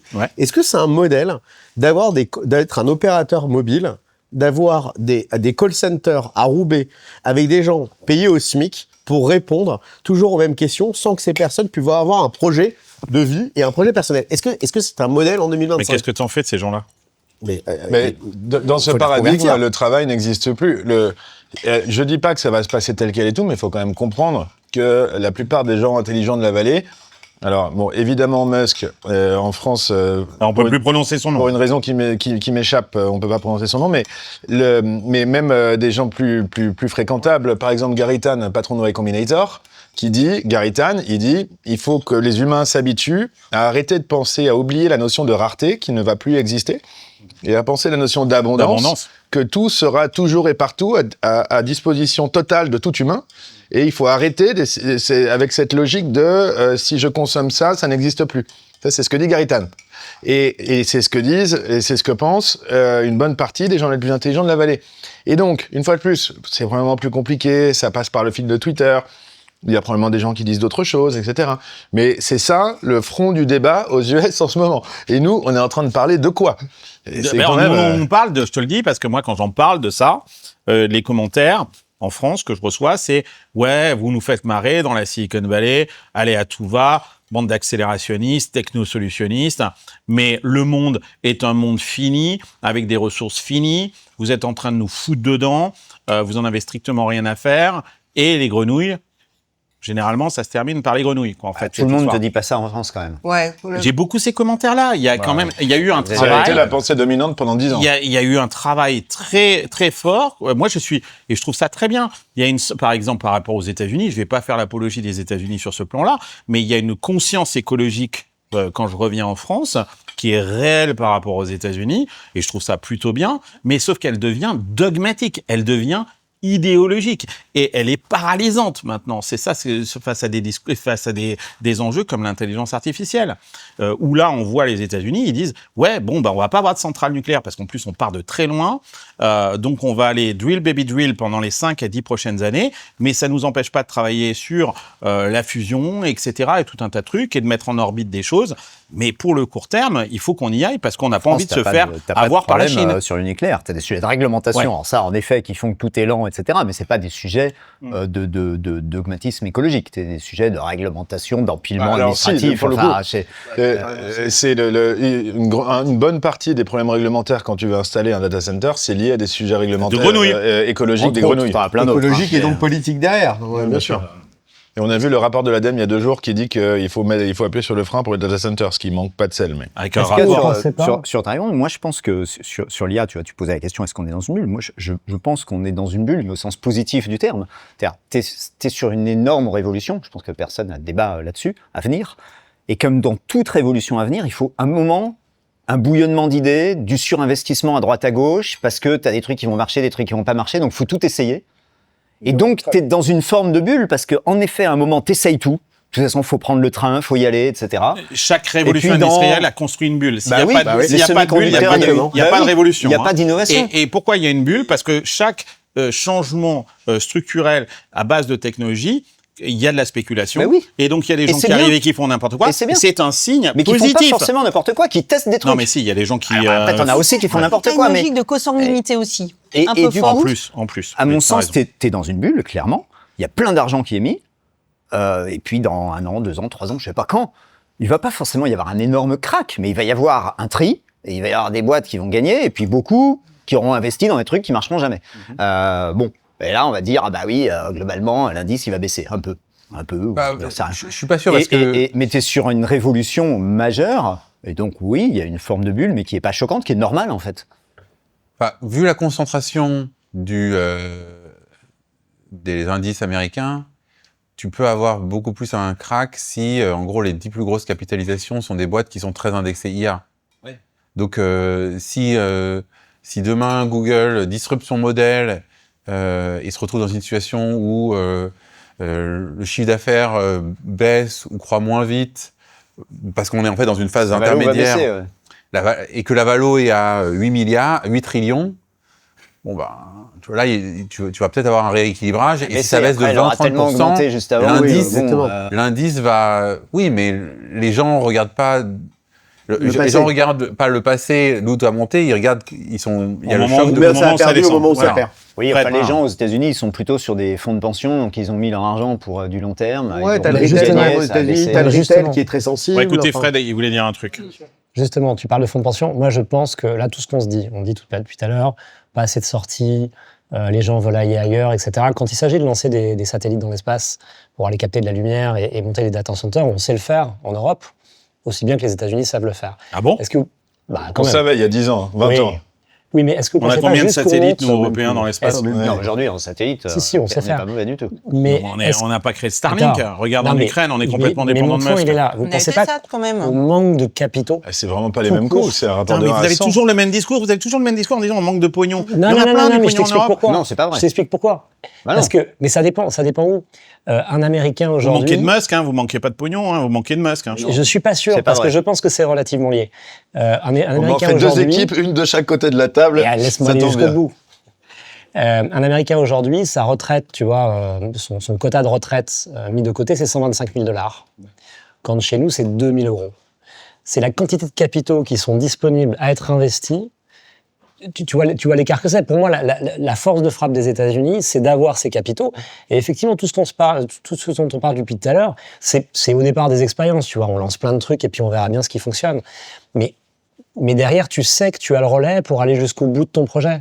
Tu vas pas être obligé de partir sur une autre zone pour le sortir et pour trouver ton marché. Moi, je pense qu'on a vraiment un problème qui est lié aux retraites. Dans ce pays et dans ce... alors si c'est lié aux retraites, vous êtes vachement dans la merde. Ah ben on est vachement dans la merde. Vous êtes vachement dans la merde parce que évidemment réformer les retraites, c'est absolument impossible. Je pense que c'est le modèle social d'ailleurs. C'est plus loin que la retraite. C'est le modèle social Je devrais dire on est vachement dans la merde. Je dis vous. Avant deviens... qu'on passe sur les retraites, parce que ça va nous faire un moment, un sujet qui me tient à cœur, c'est comment les personnalités atypiques type Musk sont reçues en Europe. Mal. Et imagine, on a tous vu la vidéo des anciens dirigeants du spatial européen, à l'époque où on leur parlait de cet Américain qui dit qu'il veut faire des fusées qui montent et qui descendent, et qui disait mais n'importe quoi, ça marche pas, quel ça marchera tocard, jamais. etc. Là, c'est pas une question d'argent. C'est ces gens-là, Une si question de jamais mépris. on avait eu un Musk européen qui était venu les voir, il aurait fait 3 tours dans ses baskets. On a un Bernard Arnault, hein, on voit bien ce que ça donne. Il n'est pas forcément adulé, tu vois. Ouais, mais lui, il il lance pas des fusées, il lance des sacs à main dans l'espace. l'espace. Il y a le sujet argent, il lance des sacs à main dans l'espace, en Chine. Il y a le sujet argent, je suis sûr qu'on va en parler là, mais avant ça, quand même, dans la réception que notre civilisation, notre culture fait de ce type de profil, plutôt que de se dire, ouais, génial, un petit mouton bizarre, on va essayer de l'émulsionner pour en tirer le maximum de profit, et ben, on lui dit dégage. Mais Ah, c'est sûr que on a La eu force du quelques troupeau est... trucs en Non, mais ce qui Europe. veut dire, c'est que la force du troupeau, en Europe, la gravité, au sens physique, du troupeau est beaucoup plus forte en Ouais. Europe qu'aux États-Unis. Mais tu reviens, en Et tu Asie, l'as vécu. pour le coup, tu as vraiment ce sujet du troupeau encore plus, tu vois, dépasser, c'est compliqué, ça les empêche pas d'innover. Donc ils y arrivent. Tu sais, Nous, tu reviens quand même à un sujet d'argent. Moi, je suis d'accord avec ce que tu dis. Bah, non, de Globalement, culture. à un moment, Mais non, mais c'est c'est quand même pas la un poule et sujet l'œuf. d'argent, c'est un jeu Si de tu avais culture. vraiment C'est l'épargne une des question de Français, culture, et pas Thierry. juste Thierry, du fric tu de sais- l'État qui finançait les startups et que c'était vraiment l'épargne des Français. Donc que les Français aimeraient leur boîte Ouais. parce qu'ils en seraient mais actionnaires. Madame Michu, elle vous demande pas Ça beaucoup de changerait comptes. quand même la Je donne. trouve que Madame Michu, qui a financé une grande partie à travers la BP et tout ça, À travers je la ses trouve impôts, mais elle super l'a pas cool. financé pour de vrai. Non, mais ouais, mais je la trouve super cool avec vous. Sincèrement, on a vu personne dans la rue. Il y a un très beau dossier dans l'Humanité que j'ai lu le 30 décembre et qui en parle, qui essaye d'agiter un peu le truc. À part de dire que ça, il y a eu une supercherie autour des fonctionnaires, hein, parce que c'était ça leur véritable préoccupation. Très honnêtement, c'est assez cool. Vous n'avez pas Madame Michu qui vous en veut trop de l'utilisation de son pognon. Non, mais elle pourrait, hein. Mais sur cette notion, cette gravité, c'est-à-dire cette attraction du troupeau, je pense que ça tient à quelque chose de culturel, mais aussi à quelque chose de géographique aux États-Unis. C'est-à-dire qu'aux États-Unis, c'est très simple. Tu pars faire tes études à 800 bornes de chez toi, à 1000 bornes de chez toi. Et donc, tu te détaches de ton environnement social, de ton environnement familial, de tes amis.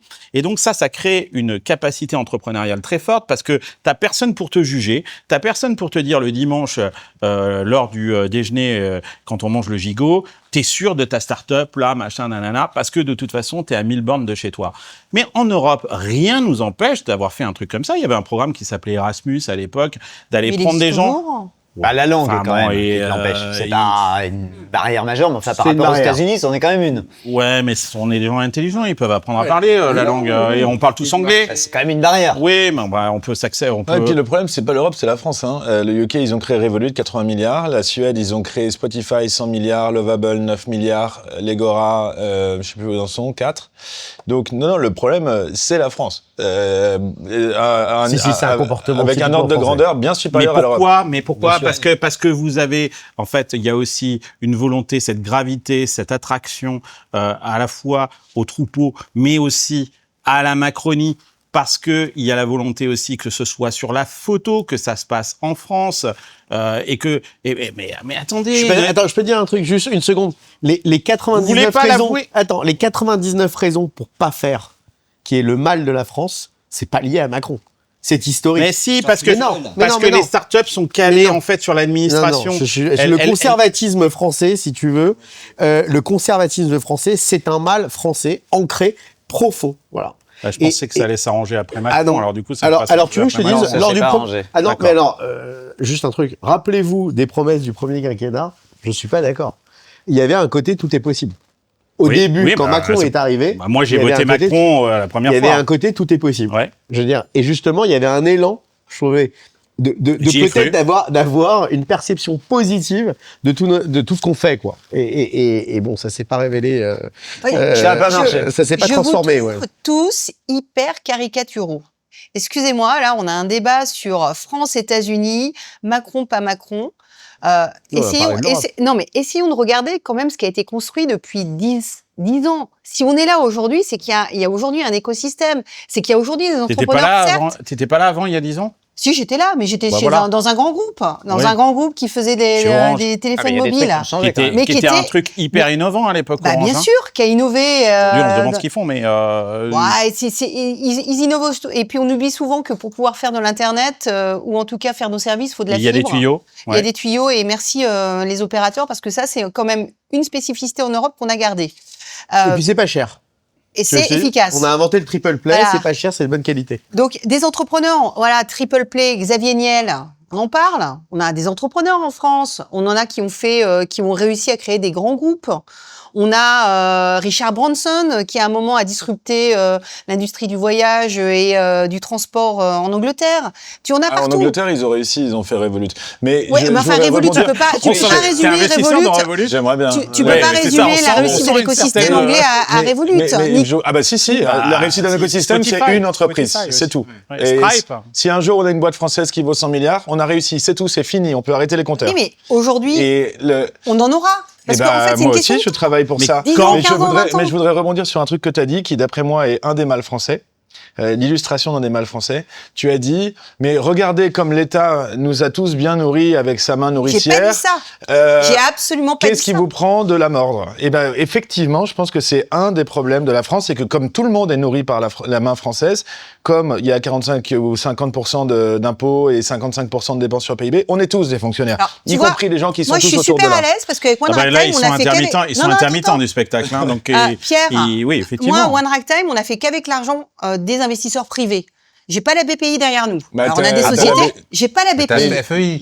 Non, j'ai pas le FEI, j'ai pas le BPI. Elle y a été, mais ils lui ont rien donné. Ils n'ont rien donné. Les sociétés dans lesquelles tu investis bénéficient de subventions, mais bien bénéficient évidemment, et puis j'en suis ravie. Mais je reproche pas. Et je dis que c'est un accélérateur. Mais je reproche pas du tout. Je dis que c'est un problème en France qui est que comme tout le monde se nourrit sur la main de l'État, et ben personne n'ose réfléchir parce que se dit je vais vexer la main qui me nourrit. Mais on dit pas ça du tout. On comprend le raisonnement, mais du coup tout le monde est comme ça, personne ne fait rien. Moi, je pense que les 10 dernières années, en effet, c'est beaucoup l'État qui a fait que la French Tech et que l'entrepreneuriat existe, etc. Moi, je suis d'accord avec toi que ça plutôt quand même. Je voulais pas parler que de la French Tech, hein, c'est vous qui êtes en train d'en parler. En revanche, on n'a pas transformé l'essai. L'essai à transformer, c'est que demain, ce soit plus l'État qui finance, mais l'épargne des Français. De toute façon, il n'y aura pas le choix. Et ça, c'est pas fait. Bien sûr, il n'y aura pas le choix. Et on revient à ce que tu disais, c'est-à-dire tant que c'est pas l'épargne des gens qui financent. Et puis des projets. Enfin, tu vois, c'est bien de donner de l'argent, mais en fait, il faut des projets. Il faut les accompagner. Et il vaudrait mieux que les boîtes prennent de l'argent pour aider l'État à se moderniser, plutôt que d'avoir une subvention. C'est des clients qu'il faut, en fait. Ça manque beaucoup, et c'est vrai chez les grands groupes, c'est vrai du côté de l'État aussi. C'est quand même dommage qu'on soit tellement dans les choux qu'on soit même pas capable de rêver à se dire, et peut-être que du coup la nouvelle Silicon Valley va être Paris, l'Europe. On n'ose même pas y penser parce qu'on est tellement dans les choux. Pendant Covid, on avait... Yann Lequin monte Ami Labs, ça c'est assez prometteur, ça c'est vachement... C'est bien. C'est un beau C'est signal. super, c'est très bien. Moi, j'avais dit, si Yann Lequin monte sa boîte en France, c'est soit qu'il manque d'ambition ou soit qu'il manque de jugement. Et finalement, il monte sa boîte en France. T'es juste En engagé. fait, il se dit qu'il va pas la monter en Californie pour les raisons que tu viens d'évoquer. Oui, je pense, ouais. En fait, peut-être qu'il a raison. Non, je pense qu'il y a une énorme opportunité. Moi, ce que je pense, c'est que Trump fait une erreur fondamentale, c'est que la politique de Trump actuelle, elle ne vise que les intérêts américains. Et quand un pays se replie sur ses propres intérêts et ne partage plus avec le monde, en fait, son innovation et son projet, généralement, ça marche pas super. Et aujourd'hui, l'Europe pourrait effectivement, reprendre le flambeau. Parce qu'en face, l'autre projet que vous avez, hein, c'est celui de la Chine, qui se débrouille super bien, qui marche, qui en termes de technologie, Oui, mais en termes d'IA... parce que eux, ils ont... Ce qui est intéressant, c'est que quand tu regardes l'IA chinoise, c'est une IA de robots.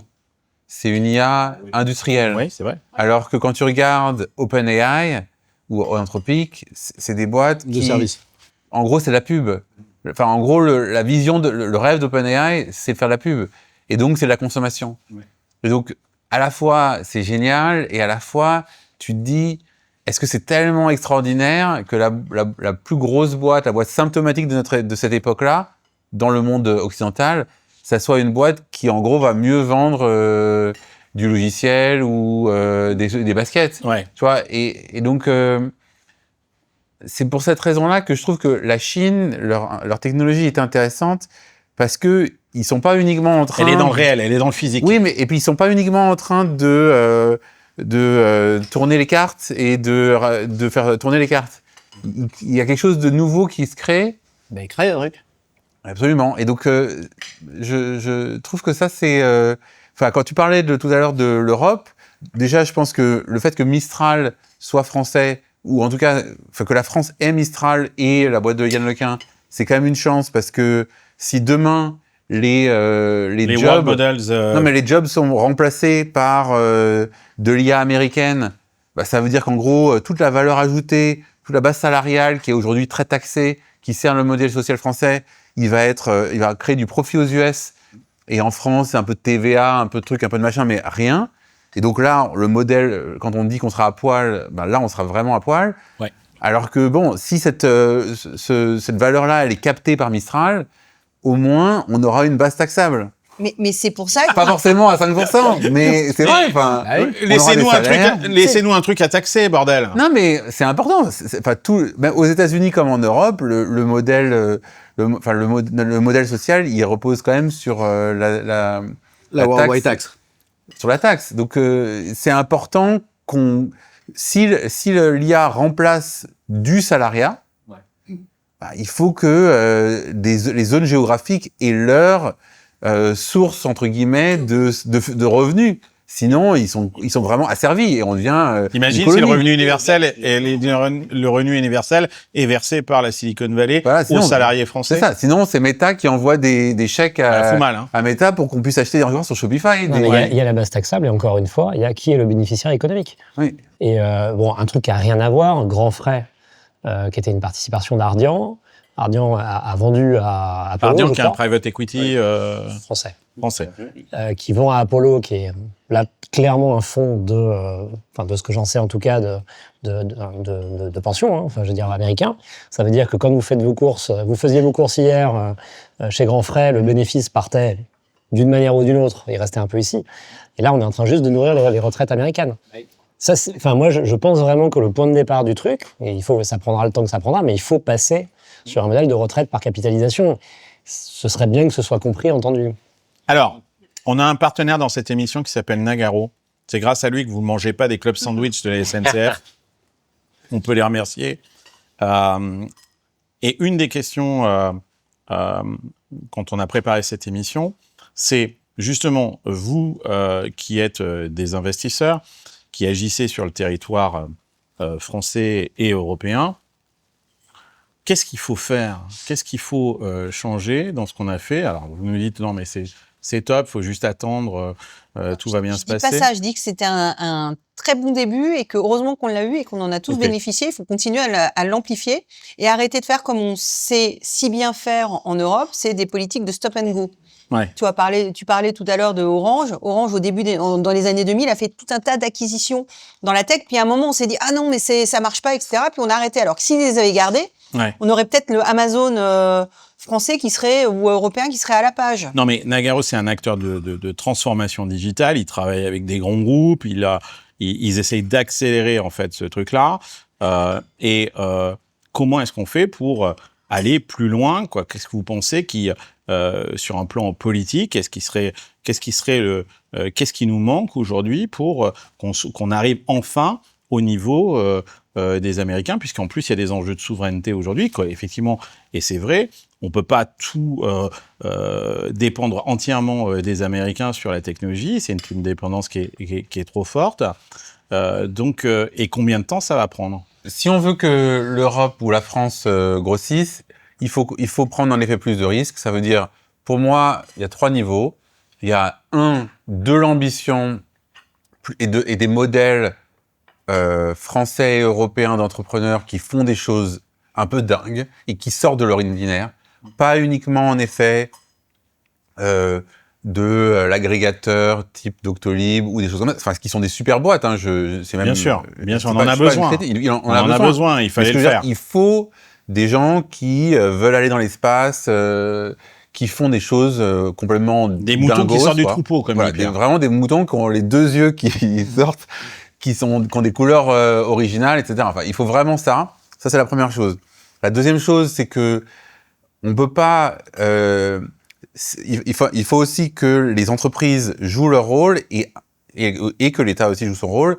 Et si on veut des acteurs européens, il faut leur donner des clients, entre guillemets. C'est-à-dire que s'ils ont une bonne technologie, ou en tout cas ils sont prometteurs, Donc il faut que les grands comptes arrêtent d'acheter américains et commencent à acheter européens. Sauf que est-ce qu'on a les produits pour... Non mais on peut avoir les produits, on peut avoir les produits. Il dit, regarde par exemple la DGSE vient de signer avec Palantir, Le tout le monde GSI, s'insurge, Non, mais mais il n'y a aucune voilà. alternative en Europe. Heureusement hein. que la bien sûr. DGSI a re-signé avec Palantir. Sinon, demain matin, c'est la catastrophe Bien à sûr. tous les coins de rue. Non, mais- Mais parce qu'il n'y a aucune Non, alternative mais en Europe. même hein. sur des choses de base, je veux dire, on pourrait avoir des suites Office ou des je sais pas quoi européens. C'est pas quelque chose, c'est pas un logiciel qui nécessite. Est-ce que c'est vraiment utile sur Office? Non mais aujourd'hui non. C'est- Mais il y a c'est- 30 ans ça Ouais, l'était. elle a raison Est-ce- Stéphanie, c'est pas là-dessus Non mais peut-être qu'il faut se aujourd'hui battre. Je pense non. que Bon, regarde, Est-ce que c'est je- Mistral, c'est ce que tu décris. À mon Bah, sens, aujourd'hui, il faut c'est pas aussi induire bien. un indice de résilience. Se dire, quand tu es une entreprise, ça doit être de la bonne gestion. Au même titre que tu vas mettre de l'IA partout, tu vas pouvoir te dire, bah, qu'est-ce qui se passe demain si j'ai plus accès à mes data centers parce que c'est Amazon Web Services?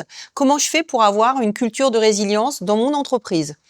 Et ça, c'est une démarche qui est quand même très Mais vous Ouais, imaginez, mais pour pardon, reconstruire ça, professionnel. ça va Mais prendre... attends, Là, pour le concrètement, ça coup, veut ça dire va quoi prendre 25 ans. Ça veut dire quoi? Ça veut Mais dire pas que tous. tu vas voir les boîtes et tu leur dis, vous n'avez pas le droit d'utiliser Anthropic Cowork qui est sorti avant-hier et qui est de la folie furieuse, qui fait encore économiser une ou 2 heures de plus par jour. Vous allez devoir utiliser Mistral.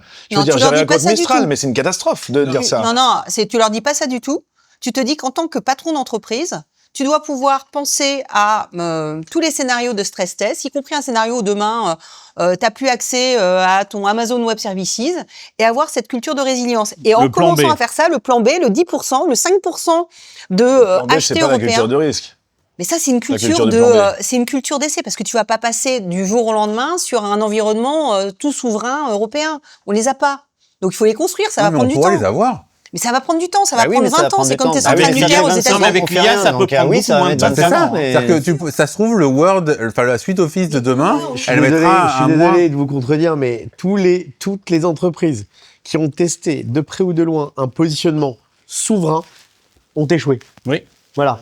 Le cloud, le search, Quant.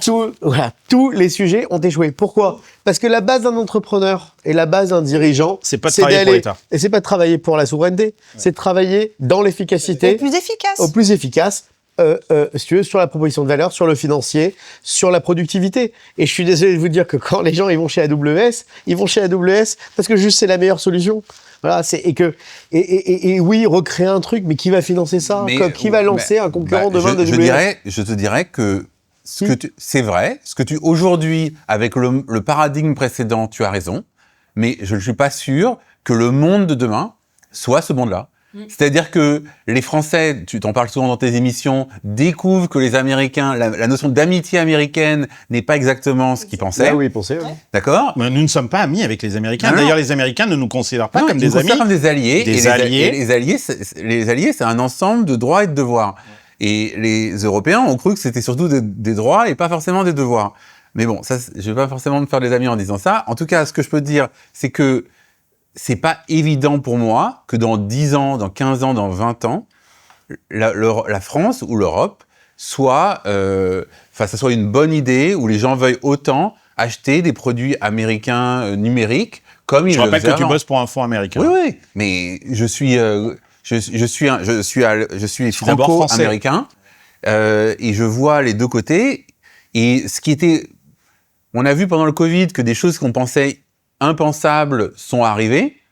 Et je pense qu'on n'est pas pendant les 10 prochaines années, on va avoir un ensemble de choses impensables qui vont arriver. Je suis totalement en phase avec toi. Et pas dans si les tu- sujets fondamentaux de la tech. Mais Les top sujets série, fondamentaux Marc. de la tech. Pourquoi pas? Attendez, franchement, j'en serais ravi. Moi, je pense que l'avance est telle, que le marché a telle maturité que c'est très difficile, dans les sujets d'infrastructure qui sont fondamentaux pour nos métiers, de rattraper. Regarde, vois pas les comment- opérateurs, tu as bien eu une organisation du monde avec des zones géographiques et des opérateurs par zone géographique ou par pays. Oui, mais ça, c'est du multilocal, c'est pas du global. Ouais, mais sur plein de Et puis, sujets. attends, c'est un sujet infra. régulé, il faut une licence. Bah oui, mais peut-être que sur C'est plein de régulé. sujets infra, Bah on va c'est on va régulé. Donc, on va rentrer faire plus sur de des logiques. régulation par-dessus la régulation. Il y a un moment, c'est une question de résilience. Tu vois, pour moi, c'est cette notion de résilience technologique où, effectivement, aujourd'hui, on utilise des produits américains. Et ben peut-être qu'à un moment, il faut avoir un petit indice de résilience pour se dire, on va utiliser ça. Mais ça Mais va comme pas dit Pierre, suffire. vous allez perdre, mais on énormément te dit- en compétitivité. Hein. Je te dis pas de passer Dans le 100%. laps de temps. Hein. Mais même 1%, on a autre chose à faire en fait. Enfin, les entreprises ont autre chose à faire que respecter, cocher des cases, etc. C'est pas cocher des cases, même c'est sans assurer avoir- ta survie demain. Même sans avoir ces cases supplémentaires à cocher, elles arrivent déjà pas à être compétitives par rapport aux Américaines. Alors avec en plus des cases en plus Non, à mais cocher. il faut qu'on te pousse à créer des nouveaux produits et à réussir la nouvelle. Moi, j'étais en Chine, j'ai passé 5 ans, de 2014, 2015, tu vois, jusqu'à 2014-2015. À un moment, tu prends les bagnoles. C'était que toutes les bagnoles étaient occidentales. Volkswagen, ça faisait la richesse des allemande. Mercedes allemandes. Pas un constructeur pensait que les Chinois allaient être bons en bagnole. Et de fait, Ils sont- les Chinois auraient jamais réussi à être aussi bons que les Allemands et que les Européens sur le moteur à explosion. Parce que 50 ans tu vois, c'était impossible. Ils sont passés direct à l'électrique, Et personne ne les avait vu venir. qui est beaucoup plus facile à Personne les fabriquer avait d'ailleurs. Ouais. Et par mais contre, moi, ils j'ai sont pas passés à envie- l'électrique sur toute la chaîne. Oui, mais moi, j'ai pas terrains, envie, etc. de Donc, ressembler à la t'attends Chine une sur un nouvelle- plan politique, quoi. Et Ouais, c'est- et puis surtout, Bah oui. ok, non mais d'accord, c'est intéressant, mais regarde, Ce que je à veux dire, c'est l'époque, qu'il Et faut d'ailleurs, faire on pareil ne sur ressemble le pas à la chien. chaîne. Donc, D'accord, tu vas mais- pas rattraper AWS, Non, mais mais- peut-être qu'il y aura une rupture, il faut investir, et puis à un non, mais moment... attends, alors là, ça il y aura du m'intéresse quantique, vraiment. je sais pas. Ça m'intéresse vraiment, c'est OK. Mais du coup, il y a 20 ans en Chine, là, quand on se place là où tu disais, je pense qu'un œil à viser, si on y retournait avec une machine à voyager dans le temps, on pourrait voir quels étaient les embryons de ce qui allait marcher. Un côté très industrieux, une remontée des filières. Une planification. Une planification et donc- étatique. Oui, enfin, c'est quand Oh même... là là, pas vous la voulez même la qui- centralisation, Et vous donc- voulez que tout soit centralisé, quoi, en fait. Et donc ici, c'est quoi les trucs, les embryons que tu vois, où tu te dis, ah ouais, là, je vois comment... Faites confiance sur à un Bercy miracle, pour ça pourrait définir. marcher, quoi. Ouais. On fait confiance Aujourd'hui, aux- je suis pas super confiant, hein, mais Ou à il l'Europe. faut revenir à une culture du risque, il faut réinvestir, et progressivement... Mais la culture du risque, il n'y a que les entrepreneurs qui Mais peuvent justement, l'apporter, c'est pas des faisons mecs. confiance aux entrepreneurs. Ben Mettons oui, mais des c'est pas- entrepreneurs aux manettes. Il y a de la confiance. Hein. On parlait d'IA tout à l'heure. Moi, je vous donne un exemple. Je pense qu'il y en a plusieurs autour de la table qui ont les mêmes. Quand on fait de l'intelligence artificielle appliquée, verticale, agentique, Oui. d'accord, et qu'on utilise des modèles existants. Moi, je connais pas un entrepreneur français, j'en connais pas un qui dit je vais tester Mistral. Tous disent, ils commencent à dire bien sûr, je vais Ils sont tester tous sur Mistral. Claude. Ouais. Bah, vous regardez 6 mois après la part de marché des modèles d'entraînement, qui sont généralement multi-LLM. Mais Mistral, il est plus dans la picture, ou beaucoup moins dans la picture que les Américains. Et donc ça, c'est une réalité. C'est-à-dire que c'est exactement ce que vous dites. Au démarrage, ces entrepreneurs qui sortent de Centrale, qui sortent de Polytechnique, qui sortent de grandes écoles, ils se disent, bah voilà, Mistral, tu comprends, c'est français, je vais l'utiliser. Bien sûr, ils sont plein de bonne volonté. Plein de bonne volonté. Mais Et même en fait- les Américains d'ailleurs. Même les Américains. l'utilisaient. Il y a Si, un si, an, ils ils l'utilisaient l'utilisaient. encore. Si, il utilisait. Je suis d'accord. Ouais, ouais. Et donc, c'est ça la réalité marché. Et donc, c'est une réalité qui est très darwinienne, très ouverte en termes de concurrence, et où au fond, ils se disent, bah écoute, tu sais quoi, j'ai essayé, j'ai qu'une boîte à faire tourner, j'ai des clients, et voilà. Sauf que les sujets de souveraineté, de frontières qui potentiellement se ferment, font que t'es pas justement T'es pas à dans un l'abri. marché pur global. Ah bah, je vous confirme, hein, c'est-à-dire que si Trump et que demain, tu es obligé de le prendre en compte. Et c'est pour ça que moi je dis qu'il faut le prendre en termes de résilience. C'est-à-dire que c'est pas quelque chose qui va... culturel. Mais pourquoi on l'a pas fait Culturel. Ou culturel. On parlait de la Mais- French Tech que vous disiez il y a 15 ans, machin, etc. Pourquoi il y a 15 ans on n'a pas décidé ça? Tu parlais, enfin, Mais je choisis la French Tech, c'est aussi Non, mais un je sais moment pas. pour dire tu aiguilles... Mike, Parce que le des- monde parce qu'on était encore dans l'ancien paradigme. D'accord. Et là, on est dans une nouvelle ère D'accord. que Trump casse le modèle précédent. Ouais. Qui est le meilleur peut-être allié de l'Europe, hein. C'est-à-dire qu'il nous fait prendre conscience aussi de cette dépendance qu'on a Oui. vis-à-vis de. Et donc, il casse le modèle précédent. Il va y avoir un nouveau modèle Ouais. que même les Américains ne connaissent pas.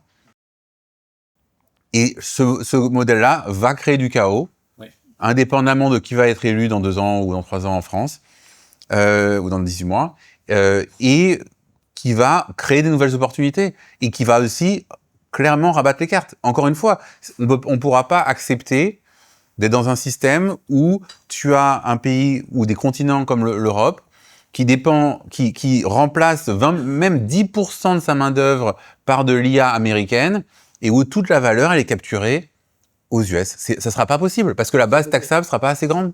Je veux dire, la French Tech, en fait, c'est parti de l'idée qu'on allait faire, je me souviens très bien, c'est un logo. c'était le là. modèle israélien. Tu vois, c'est-à-dire essayer de Startup faire un Nation. truc. Ouais, Startup Nation. sans se poser la question de où est-ce qu'on peut être bon. Et donc on est parti en se disant, ils sont partis en se disant, faites de la tech. Mais en fait, c'est pas faites de la tech n'importe comment, il faut des clients, et il faut avoir un savoir-faire industriel pour commencer. Et ce qui n'a pas été réfléchi, c'est d'où est-ce qu'on part par rapport à ce qui existe, par rapport à ce qui fait nos valeurs, notre culture et notre savoir-faire, d'où est-ce qu'on part ? Fallait pas partir en se disant, on va faire le prochain Instagram. On n'a aucun savoir-faire là-dedans. En revanche, effectivement, le médical, l'aéronautique, il y a plein de domaines dans lesquels on est très bon, et il fallait se concentrer là-dessus. Je dis pas que ça n'a pas été Donc fait. vous demandez à ce qu'on continue à vous faire confiance malgré ce manque de vision. Non, mais il faut une vision d'il y a forte. 15 ans. Et, on le fait Non, nous-mêmes, les attends. filières d'excellence. On n'a pas attendu l'État pour identifier des filières d'excellence. bon. Oui, mais regarde par exemple les 500 milliards qui ont été décidés en Europe pour l'IA. Ils sont investis sur quoi ? Ça, personne ne sait. Mais non, mais c'est fou. Tu peux te Ils dire, achètent des puces Nvidia. le truc le plus important dans Oui, un ça pays, sert à c'est acheter quand même des puces Nvidia. Ouais, c'est quand même son infrastructure, donc nos administrations, c'est comment le pays tourne. Est-ce qu'il y a un projet qui est sorti de là en se disant on va moderniser la CAF ? Bon, il faut partir de là en fait. Ouais, ils ont essayé. Hein. Oui, mais il faut mettre un prix en face, il faut, tu vois. Mais tu crois que c'est ça les projets qu'on a Ce serait déjà pas mal. Ça, c'est un angle de vue et c'est même heureux que chacun ait le sien et ça tient debout. C'est pas du tout, moi, le mien est opposé. Je suis vraiment pas du tout d'accord. Et donc, du coup, je voulais exprimer mon point de vue pour que tous les points de vue soient représentés. Moi, je pense que à chaque fois, toutes les boîtes dont on parle, là, les Amazon, les Anthropic, à chaque fois, comme par hasard, les fondateurs de ces trucs-là, c'est des mecs super bizarres où on les touche avec un bâton. Oui, mais ça, le profil du gars, ça, Non, c'est pas du tout. Mais c'est Et pas qu'on un détail. déteste. Et ce sont des gens qu'on déteste. Et on déteste. Et à chaque fois, on se dit non, mais celui-là, c'est un détail, celui-là, c'est un détail. Ah bah non, en fait, tous, sans exception. Et donc, et évidemment, ça marche. Dans l'esprit français, c'est très bizarre parce que l'esprit français, c'est l'esprit de l'État. Et dans le mindset de l'État et de la grande entreprise, personne n'est irremplaçable. C'est comme dans l'armée. C'est la Et base. aucune tête ne dépasse. C'est la base de comment fonctionne un État ou une grande entreprise.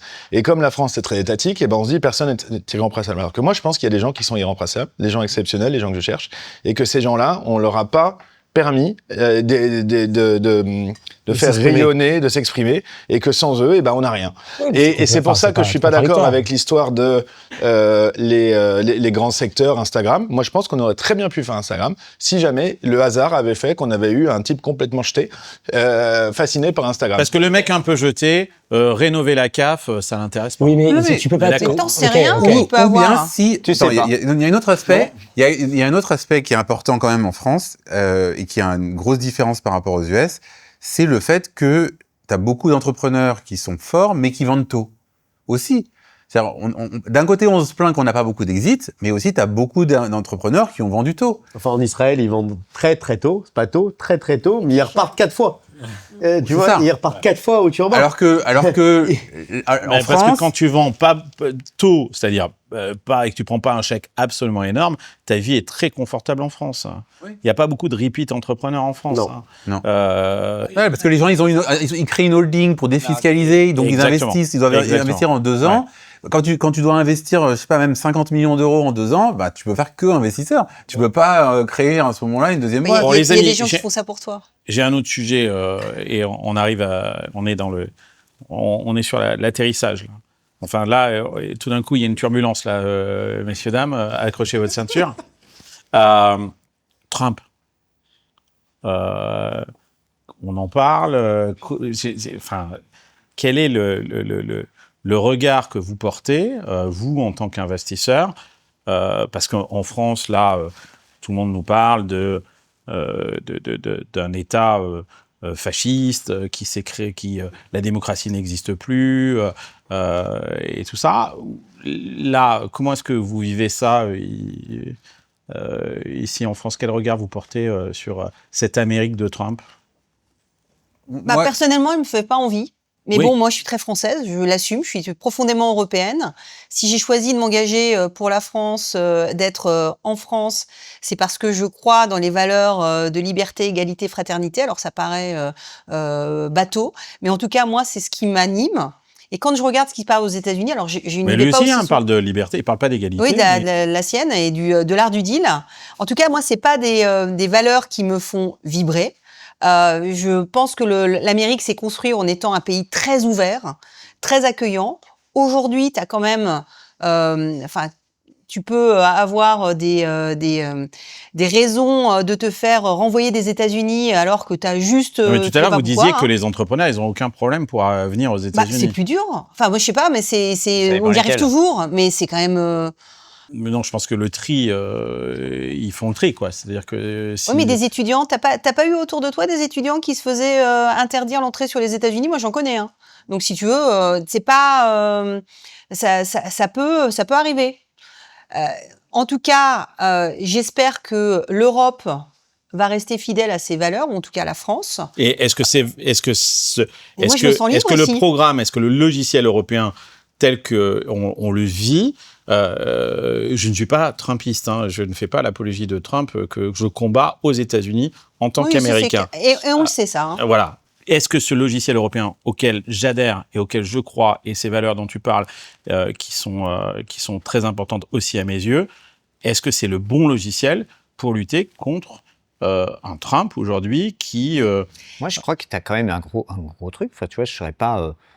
évidemment, le truc simple est d'être pas très trumpiste en Europe. Et moi, comme toi, j'ai des valeurs qui sont les miennes. Mais il y a des trucs que je trouve quand même bien sur Trump et pas en opposition à ce qu'on n'a pas en Europe, justement. Ouais. C'est qu'en l'occurrence, il dit ce qu'il va faire et il fait ce qu'il dit. Bah, c'est le premier politique qui fait ce qu'il dit. Et quoi, accessoirement, il fait. Et je trouve qu'en Europe, on manque quand même pas mal de gens qui vont dire ce qu'ils font, qui font ce qu'ils disent et qui font tout court. Voilà, ça c'est un truc que je trouve positif. Après sur le reste, bon, oui, chacun a ses convictions et je suis pas très trumpiste dans l'âme. Il y a plein de choses que Trump fait qui sont détestables. Enfin, même quand il avait fait sa Trump Coin une semaine avant d'être élu, etc. Ce que font ses enfants pour s'enrichir dans la crypto. Enfin, non, mais c'est horrible. Trump Coin. Non, mais on a la corruption à tous les étages. C'est le plus grand délit initié de l'histoire. C'est horrible. C'est horrible. Mais ce que je veux dire par là, c'est que Trump, c'est un agent du chaos qui a été élu pour vraiment créer le chaos. Et il a été élu parce que les gens en avaient marre, les citoyens américains en avaient marre de la situation précédente. J'habitais en Californie, j'ai été là sous Trump 1, j'ai vécu jusqu'en 2020, en gros, jusqu'à un peu avant on est parti un peu avant l'élection de Biden. On est parti au moment du Covid. On est parti, ouais, un peu avant le Covid, absolument. Ce qui est quand même frappant, c'est que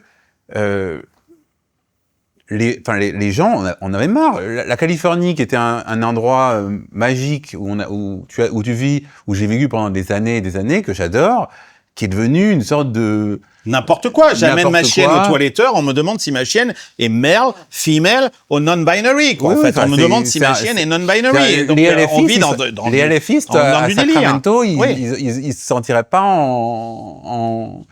à l'étranger, quoi. Donc, ce que je veux dire par là, c'est que pour moi, Trump, il fait ce que le cycle précédent demandait, c'est-à-dire les institutions marchaient plus, il faut détruire pour reconstruire. Je pense que les Européens ne se rendent pas compte que ils ont eu pendant 80 ans une situation qui était vraiment en or, qu'ils en ont fait rien. Pendant 80 ans, on n'a pu créer un modèle social incroyable sur le dos des épargnants américains qui payaient des impôts pour et des jeunes défendre. Du futur. Pardon ? Et des jeunes du futur. Et des jeunes du futur. Et que là, l'Europe, elle est confrontée à ces contradictions et elle a quelque part sa chance, c'est qu'elle va devoir prendre en main son avenir.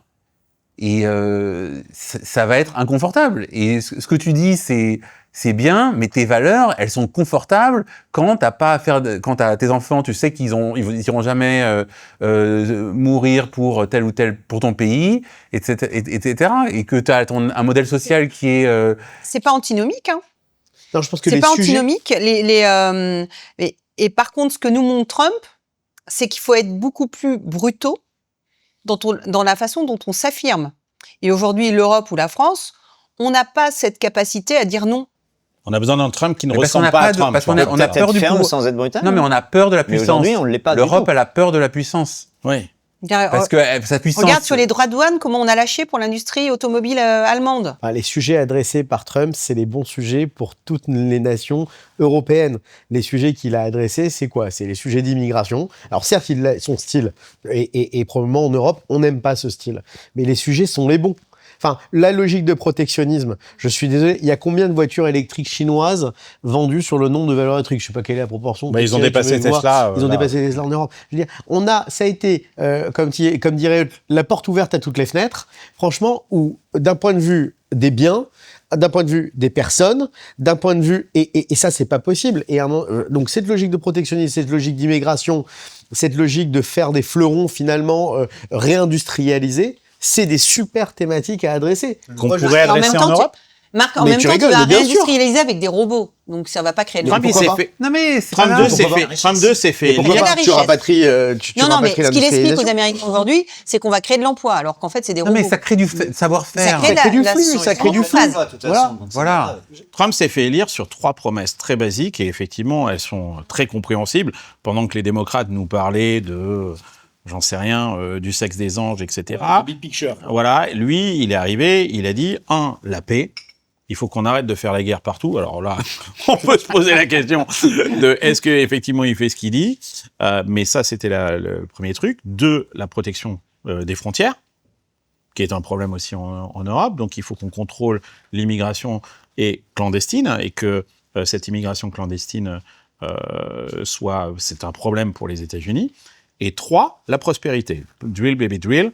Donc, en gros, les États-Unis doivent redevenir une plateforme économique. Nous ne sommes pas une plateforme sociale pour le progrès social. Nous sommes une plateforme, les États-Unis ont été créés pour être une plateforme de progrès économique. C'est sur ces 3 promesses-là qu'il a été élu. Si on veut un projet simple en Europe et qui résonne avec nos valeurs, pas celles américaines, parce que les valeurs américaines, elles sont très différentes des nôtres. Il ne s'agit pas de reprendre ces 3 trucs-là. Il y a peut-être quelques trucs qu'on peut garder. Mais ça serait quoi, ce triptyque-là, alors pour l'Europe, que tout le monde comprendrait et qui serait efficace dans un monde de Trump? Je ne suis pas sûr qu'elle soit très différente. Oui. C'est ce que tu viens de dire, Marc. Il y en a une que je rajouterais qui est... Et encore, quand on passe du temps aux États-Unis...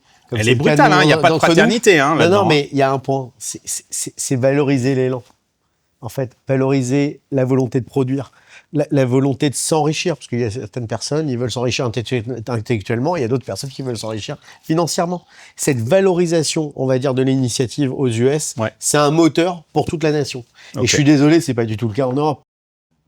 Pierre.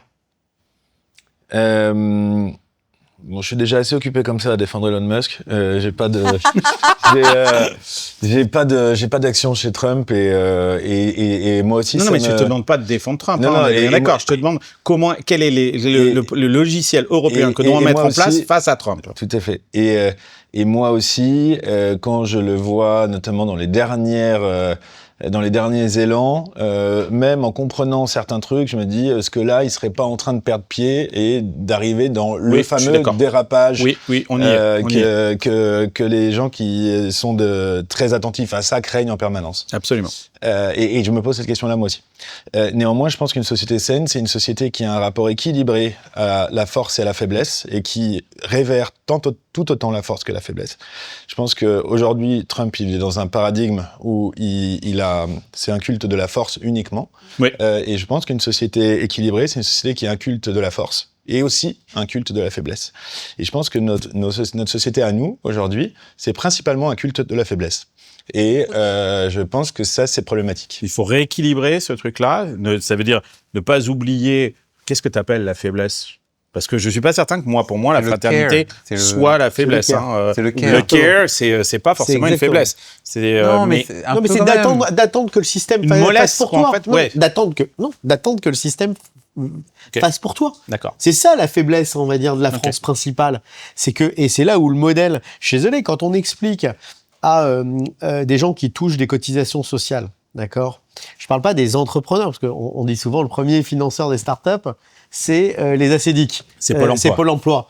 Mais ça, c'est formidable, parce que ça donne un élan. Moi, je trouve ça formidable. Tu payes un niveau de charge tellement élevé que moi, si tu me dis, est-ce que tes charges, si elles doivent servir à quelque chose et qu'elles servent à 18 mois pour financer de créer ta boîte, je dis oui tout de suite. Le problème, c'est tout que ceux qui s'arrêtent de bosser... Quand on t'a pris 65% de la valeur que tu as créée, que tu en récupères un petit peu au moment de Why créer ta not? boîte, c'est pas non plus du vol. Voilà. En fait, quoi. En revanche, tous les gens, tout le système qui fait que des gens restent dans une rente de situation, si tu veux, en touchant des allocations. Mais des rentiers, il y en a plein chez les riches aussi, hein. En fait, qui font rien de leur argent et qui le mettent pas au service de l'entrepreneur. Je suis d'accord. D'ailleurs, j'aurais pensé, pour aller jusqu'au bout des choses, que le jour où Macron a fait l'IFI, il aurait gardé les mêmes systèmes d'incentive de l'ISF de l'époque, qui est de réinvestir en fait dans l'économie réelle pour défiscaliser ton IFI. J'aurais attendu à minima ça, si tu veux. Donc je vais jusqu'au bout de l'histoire. Mais le problème de ce système qui te tient, te soutient à n'importe quel prix, je veux dire, c'est un système qui est à bout de souffle. Et donc, le problème, si on devait changer quelque chose, c'est exactement ce que tu dis, c'est le care et le fait que c'est le système qui prend soin de toi. Donc, un modèle beaucoup plus méritocratique. Oui, avec on en revenait, je sais pas qui disait, de la retraite par capitalisation. Ça va de pair, parce que ça veut dire qu'en fait, si t'as de la retraite par capitalisation, tu baisses les charges sociales. Si tu baisses les charges sociales, ça veut dire que le coût du travail baisse. Si le coût du travail baisse, bah, tu deviens beaucoup plus, tu deviens beaucoup plus compétitif. En fait, ce qui n'a pas de prix n'a pas de valeur. Et ça le vaut pour notre système social. C'est qu'on ne sait pas combien tout ça nous coûte. D'ailleurs, aujourd'hui, tu vas à l'école, à la santé. Si tu avais simplement l'indication de j'ai été faire une consultation médicale, en fait, le vrai coût, il est de 300 €. J'ai fait un examen, ça a coûté 10 000 €. Je pense que déjà, on prendrait une conscience. C'est pas un choc. C'est pas en envoyant la facture des soins. Et je suis entièrement d'accord avec toi. T'as absolument raison. Il faudrait le faire. Je ne comprends même pas qu'on ne le fasse pas. De juste envoyer une facture d'ailleurs. Bah, envoyer une facture, mais c'est pas ça qui va nous remettre dans le jeu mondial, quoi. Aujourd'hui, parce qu'on a envoyé une facture aux gens parce qu'il faut savoir combien ils ont dépensé une question de mentalité d'envie. pour leur gastro, quoi. On dit souvent que les Français, ce sont les gens qui vivent au paradis, et mais qui ont l'impression qu'ils sont en enfer. Ouais, bien sûr. Donc, tu voyages, toi, quand tu reviens ici, t'es là, tu te dis, mais c'est formidable. Moi, je pense qu'un des éléments de réponse, honnêtement, il réside énormément dans le coût du travail.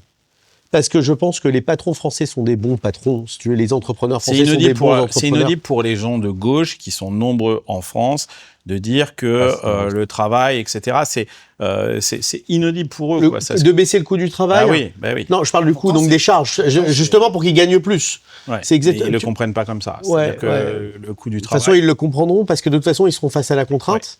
Et la contrainte, elle va s'occuper d'eux, quoi qu'il arrive. Tu vois. Donc. Et je pense que donc il y a un sujet culturel qu'on a dit et qui est la valorisation de l'élan.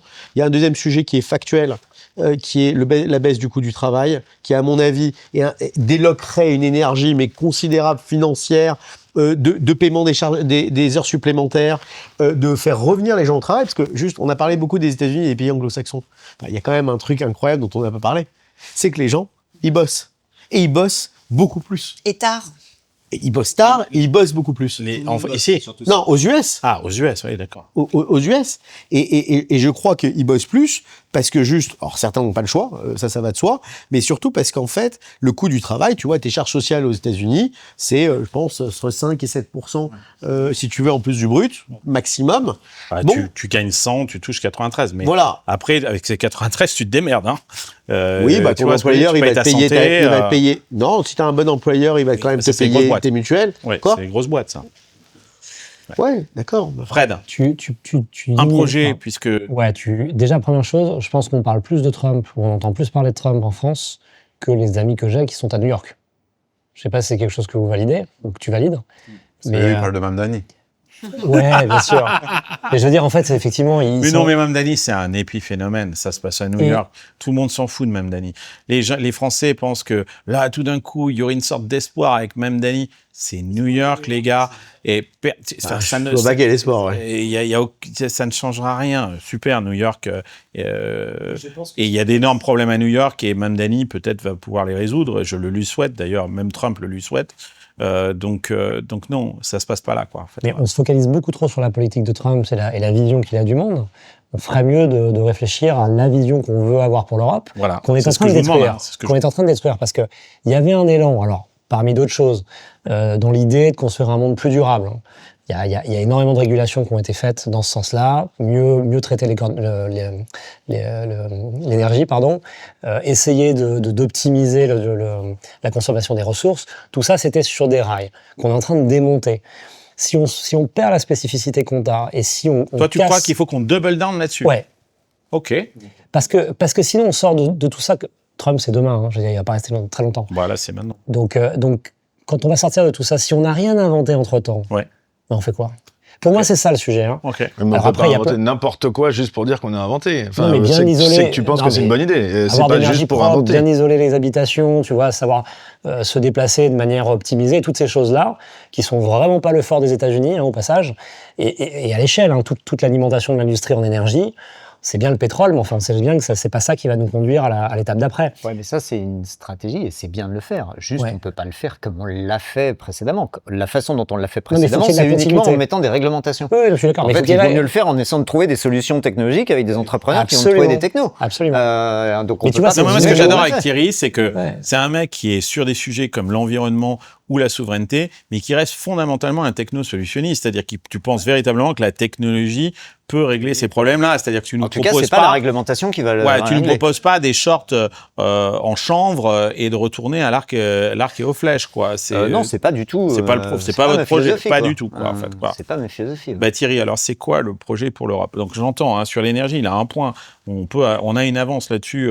Pas que, hein, c'est les ressources. Et les ressources, Ouais. bah, on n'en a pas des ressources, nous. Hein. Ben, c'est pour ça qu'il Et faut puis les là, économiser. Trump. Bah, on n'en a pas des ressources. Alors, en Chine, ils n'ont pas de ressources non plus. Tu peux les créer. Hein. Ils ont des terres rares. Bah oui. D'abord, les terres rares, il y en a en Il y en a- Europe il y en a autant en qu'ailleurs. Il y en a Ouais. partout dans le monde. Il faut les raffiner. Il faut monter des usines, les raffiner. Ok. On a du mal déjà à fabriquer une autoroute entre Tarbes et je sais plus quoi, en fait. Ouvrir TGV des grandes Lyon-Turin, carrières je sais pas comment. pour On en a une à La extraire Rochelle. des terres rares, ça va être dur. Hein. Il y a une usine de retraitement à La Rochelle de terres rares. Ah ok. C'est la seule d'Europe. On retraitait 90% des terres rares dans les années 90, mondiales. Thierry, On a fermé l'usine. ton projet pour l'Europe? Je pense que l'Europe, tu auras juste retrouvé une gouvernance et une envie de faire, une envie de prendre des risques, une envie d'avancer. C'est ça le projet. Et donc, L'envie d'avoir envie. bah ouais. Encore une fois, Johnny Hallyday. Ouais, génial idée. Non, mais du coup, ça veut dire en effet réinnover, reprendre des risques, refaire ce qu'on n'a pas fait depuis 25-30 ans, alors qu'on a plutôt assez bien fait dans les années 50, 60, 70. Hein. Donc je vois pas pourquoi on pourrait pas le faire maintenant, alors qu'on l'a fait, hein, historiquement. Moi, je peux te dire pourquoi, mais Non, mais il y a plein de pourquoi. Mais en tout cas, tu me poses la question du projet. Le projet, ce serait revouloir être un pays qui a envie d'avancer, et pas un pays enfin, des pays, puisque c'est l'Europe, qui sont aujourd'hui un peu endormis. Je pense qu'on vit bien, on est un peu endormis, il y a beaucoup de réglementations, beaucoup de... L'État prend soin de toi si tu fais pas grand-chose. Puis bah, tout Moi, le monde est peu à peu endormi, Et et il se personne passe plus parle rien. du train de vie de l'État. Donc, Mais C'est si, marrant mais, parce non, que- mais, enfin, et personne parle des institutions européennes. Je n'ai pas entendu un seul d'entre vous me dire il faut absolument changer l'institution européenne. Ouais. bah si, parce que Ah. l'institution européenne, c'est que de la réglementation. D'accord. Je veux dire, pour ce qui nous concerne, une Europe des capitaux, où on a une incentive à investir dans des sociétés européennes, plutôt que d'aller mettre l'argent... c'est le truc enfin, de capitalisation. Hein. Bah oui, Retraite mais par aujourd'hui, tu l'as pas. capitalisation. Aujourd'hui, Ah bah tu non, as... Il y a une incentive aujourd'hui. C'est-à-dire Mais elle n'a pas l'explication. d'argent de la FEI. Non, hein. non, Oui, non, quand non, tu fais un parce que FPCI, quand tu fais un FPCI, t'as pas de... Quand tu fais un FPCI... Non, mais ça, c'est trop technique. Ça, c'est, mais on rentre dans votre il y a cuisine, là, on une s'en incentive. fout. Les gens qui nous regardent, il ils y a s'en foutent. plein de choses qui existent. Mais que ton... Pascal. ta flat tax, elle soit Pardon. encore plus faible quand tu investis dans des Chez toi. sociétés Ah bah la flat européennes tax, chez toi. elle va disparaître. Mais Tu nous rêvais de la demander. maintenir. ouais. Elle est à 37, donc elle a disparu. Ne t'inquiète pas. Pascal. Exactement, bravo. enfin, ce qui est sûr, c'est que pour moi, l'Europe qu'on connaît, elle va exploser. Parce que je crois pas je crois pas que le modèle de l'Union européenne actuelle va pouvoir perdurer dans une sorte de consensus mou, etc. Soit, et ça va peut-être arriver dans pas longtemps, parce que s'il y a un problème au Groenland avec le Danemark, l'OTAN, il va mourir, et si l'OTAN meurt, eh ben, l'Union européenne va être confrontée à ses limites. Et donc pour moi, ce qui me frappe en rentrant en Europe après 12 ans aux États-Unis, c'est le fait qu'il faut que des gens aient envie de quelque chose autre que de conserver ce qu'on aime chez nous. Bien sûr qu'on a envie de conserver notre art de vivre, etc., etc. Mais ça, on le fera. Il n'y a pas de raison que tout à coup on aime la malbouffe etc. Par contre, le fait de vouloir quelque chose et de vouloir de manière indépendante et de prêt à faire les sacrifices qui vont avec, c'est le seule chance qu'on a. Et tant qu'on n'aura pas atteint le bas de la piscine, je ne crois pas à quoi que ce soit de ce qu'on a dit autour de la table. Et parce que tout le monde l'a trop bonne. Ouais, tu vis trop bien. Et notamment les élites, enfin, je veux dire, dont on fait partie ici. Je veux dire, donc, c'est pour cette raison-là que je me dis, la seule chose qu'il faut souhaiter, c'est quand même une crise. C'est créer une forme financière, de crise. parce que de toute façon, le politique ne peut pas réformer. On l'a bien vu, chaque fois qu'ils essayent de faire une réforme, on l'a bien vu avec la retraite, ça ne marche pas. Et là où ce qui est intéressant dans ce que dit Pascal, c'est qu'il n'y a malheureusement qu'une crise financière qui permettra... Et politique. Et géopolitique majeure. Entre guillemets. Et géopolitique majeure. Je ne souhaite pas une oui, guerre. Mais le problème, c'est que la frontière avec ça, c'est que on peut parler d'une guerre. Non, mais ce que je veux dire par là, c'est que quand tu regardes ce qui se passe en Ukraine, qui est évidemment horrible et dramatique, ça a entraîné que tout un ensemble de pays, la Pologne, l'Ukraine, etc., vont être demain des forces majeures en Europe dans l'armement. La Pologne a la plus grande armée d'Europe. Voilà. Et l'industrie... En fait, on a 150 chars en France. Hein. Et l'industrie militaire... Ça sert à rien, c'est les drones. Et l'industrie militaire qui se construit en Pologne, qui va être assez formidable. Donc, ce que je veux dire par là, c'est que le fait est que on a cette opportunité-là. Il va y avoir du chaos, c'est compliqué, mais ce que je souhaite à l'Europe, c'est ça. Ensuite, que l'électricité et que ce que j'appelle l'électron-économie soit une énorme opportunité pour l'Europe, parce que c'est l'étape d'après, que pour le moment les Américains sont loin de ça, que les Chinois ils sont déjà, comme ça a été dit tout à l'heure, je pense aussi que c'est un fait. Et ce que tu disais tout à l'heure, quand on parlait tout à l'heure avec Marc de moins de care, ça veut dire que l'État doit revenir à mieux faire les choses qui sont vraiment importantes et pas essayer de vouloir régler chaque micro-problème que les gens ont. Et ça veut dire moins d'État. Mais moi, c'est pas moins d'État dans le sens plus d'État, c'est mieux d'État. Et c'est plus de contrôle. Plus de contrôle, plus de pragmatisme, plus que les choses rationalité soient importantes, soient bien faites. C'est-à-dire que beaucoup du vote Le Pen ou de vote RN qui est si dramatisé dans nos cercles, entre guillemets, c'est des gens qui disent, mais il y en a marre qu'à Paris, ils nous disent que tout va bien, alors que on n'a plus la poste, le train, il vient une fois sur tous les 5 jours, etc., etc. Donc, quelque part, c'est l'État qui doit à un moment se dire... C'est un désert médical, j'ai pas d'ophtalmo à moins de 200 km. Etc. Donc, pour moi, c'est vraiment essayer de se refocaliser sur les vrais problèmes des gens et se désengager de problèmes qui existent, qui sont importants, mais espérer que justement, peut-être parce qu'il y aura l'IA qui va enlever des jobs, les gens vont prendre cette place pour créer des services, des associations, etc., qui vont prendre la place de l'État sur ces trucs-là. Merci d'être venu parler avec moi de tout ça. Je vous avais demandé d'être super libre en début de repas, de parler franchement. J'ai l'impression que vous avez été honnête. En tout cas, on a entendu des choses super intéressantes. Je voulais vous remercier pour ça, parce que c'était une super conversation. On n'a pas trop rigolé, mais en même temps, vous êtes des banquiers. Hein. On se marre rarement avec son banquier, quoi, en fait. Quoi. Mais il y avait quelques passages drôles, donc vous êtes des banquiers assez drôles quand même. En fait. Allez, merci. On a fait les bons Français, hein. On a râlé. C'est parce qu'on aime bien la France, non? Moi, je les ai trouvés super durs. Ouais, moi, tu vois, je suis hyper positive quand même. Je sais reconnaître qu'on est dans un pays où, Bah, déjà, on mal, vit bien mais on vit bien, on a plein d'entrepreneurs, on a plein de choses à faire. Donc moi j'ai choisi de rester en France. Toi tu es revenu des États-Unis. Ah, bah, je suis revenu. Bah, tu vois. T'as tout dit, toi? Non, j'aurais pu rester 2 heures de plus. Ouais. Tu crois qu'on va réussir à garder cet élan d'optimisme qui fait la force des entrepreneurs? Enfin en tout cas moi j'ai envie. Hein. Donc ayez confiance, on est là avec Fred. Ça va comme ça. Bah, peut-être un petit regard vers la caméra sur la fin, parce que vous étiez très entre vous, en fait. Ah bon on va le refaire. Alors, On peut faire des allers-retours. allez. L'audience est là, derrière moi. Donc on recommence tout? Ouais. Si vous voulez. On recommence tout. Alors, t'en as pensé quoi? T'as dit quand même beaucoup de conneries, hein, cela dit. Bah, écoute, j'ai essayé de m'abstenir. Ouais. C'est bien qu'on ait pu entendre à la fois le point de vue américain avec Carlos et moi. Le débat, je trouve, bien retranscrit le panel de points de vue possibles, en n'oubliant pas les points de vue américains avec ces 2 points de vue-là. Et je trouve que ce qui est intéressant aussi, c'est qu'au-delà de la grande diversité de points de vue, tout le monde se retrouve dans une forme, même si elle est très différente, d'espoir pour la France et l'Europe. Et c'est déjà ça. Ouais. C'est pas mal, c'est un bon échange avec des potes, VC. Hein. Et ancien entrepreneur, parce que Ouais. vous pouvez voir Et là- les rares du VC qui ont été entrepreneurs. Ouais, Voilà. parce qu'il y en a pas tant que ça. Non. Voilà, des vrais.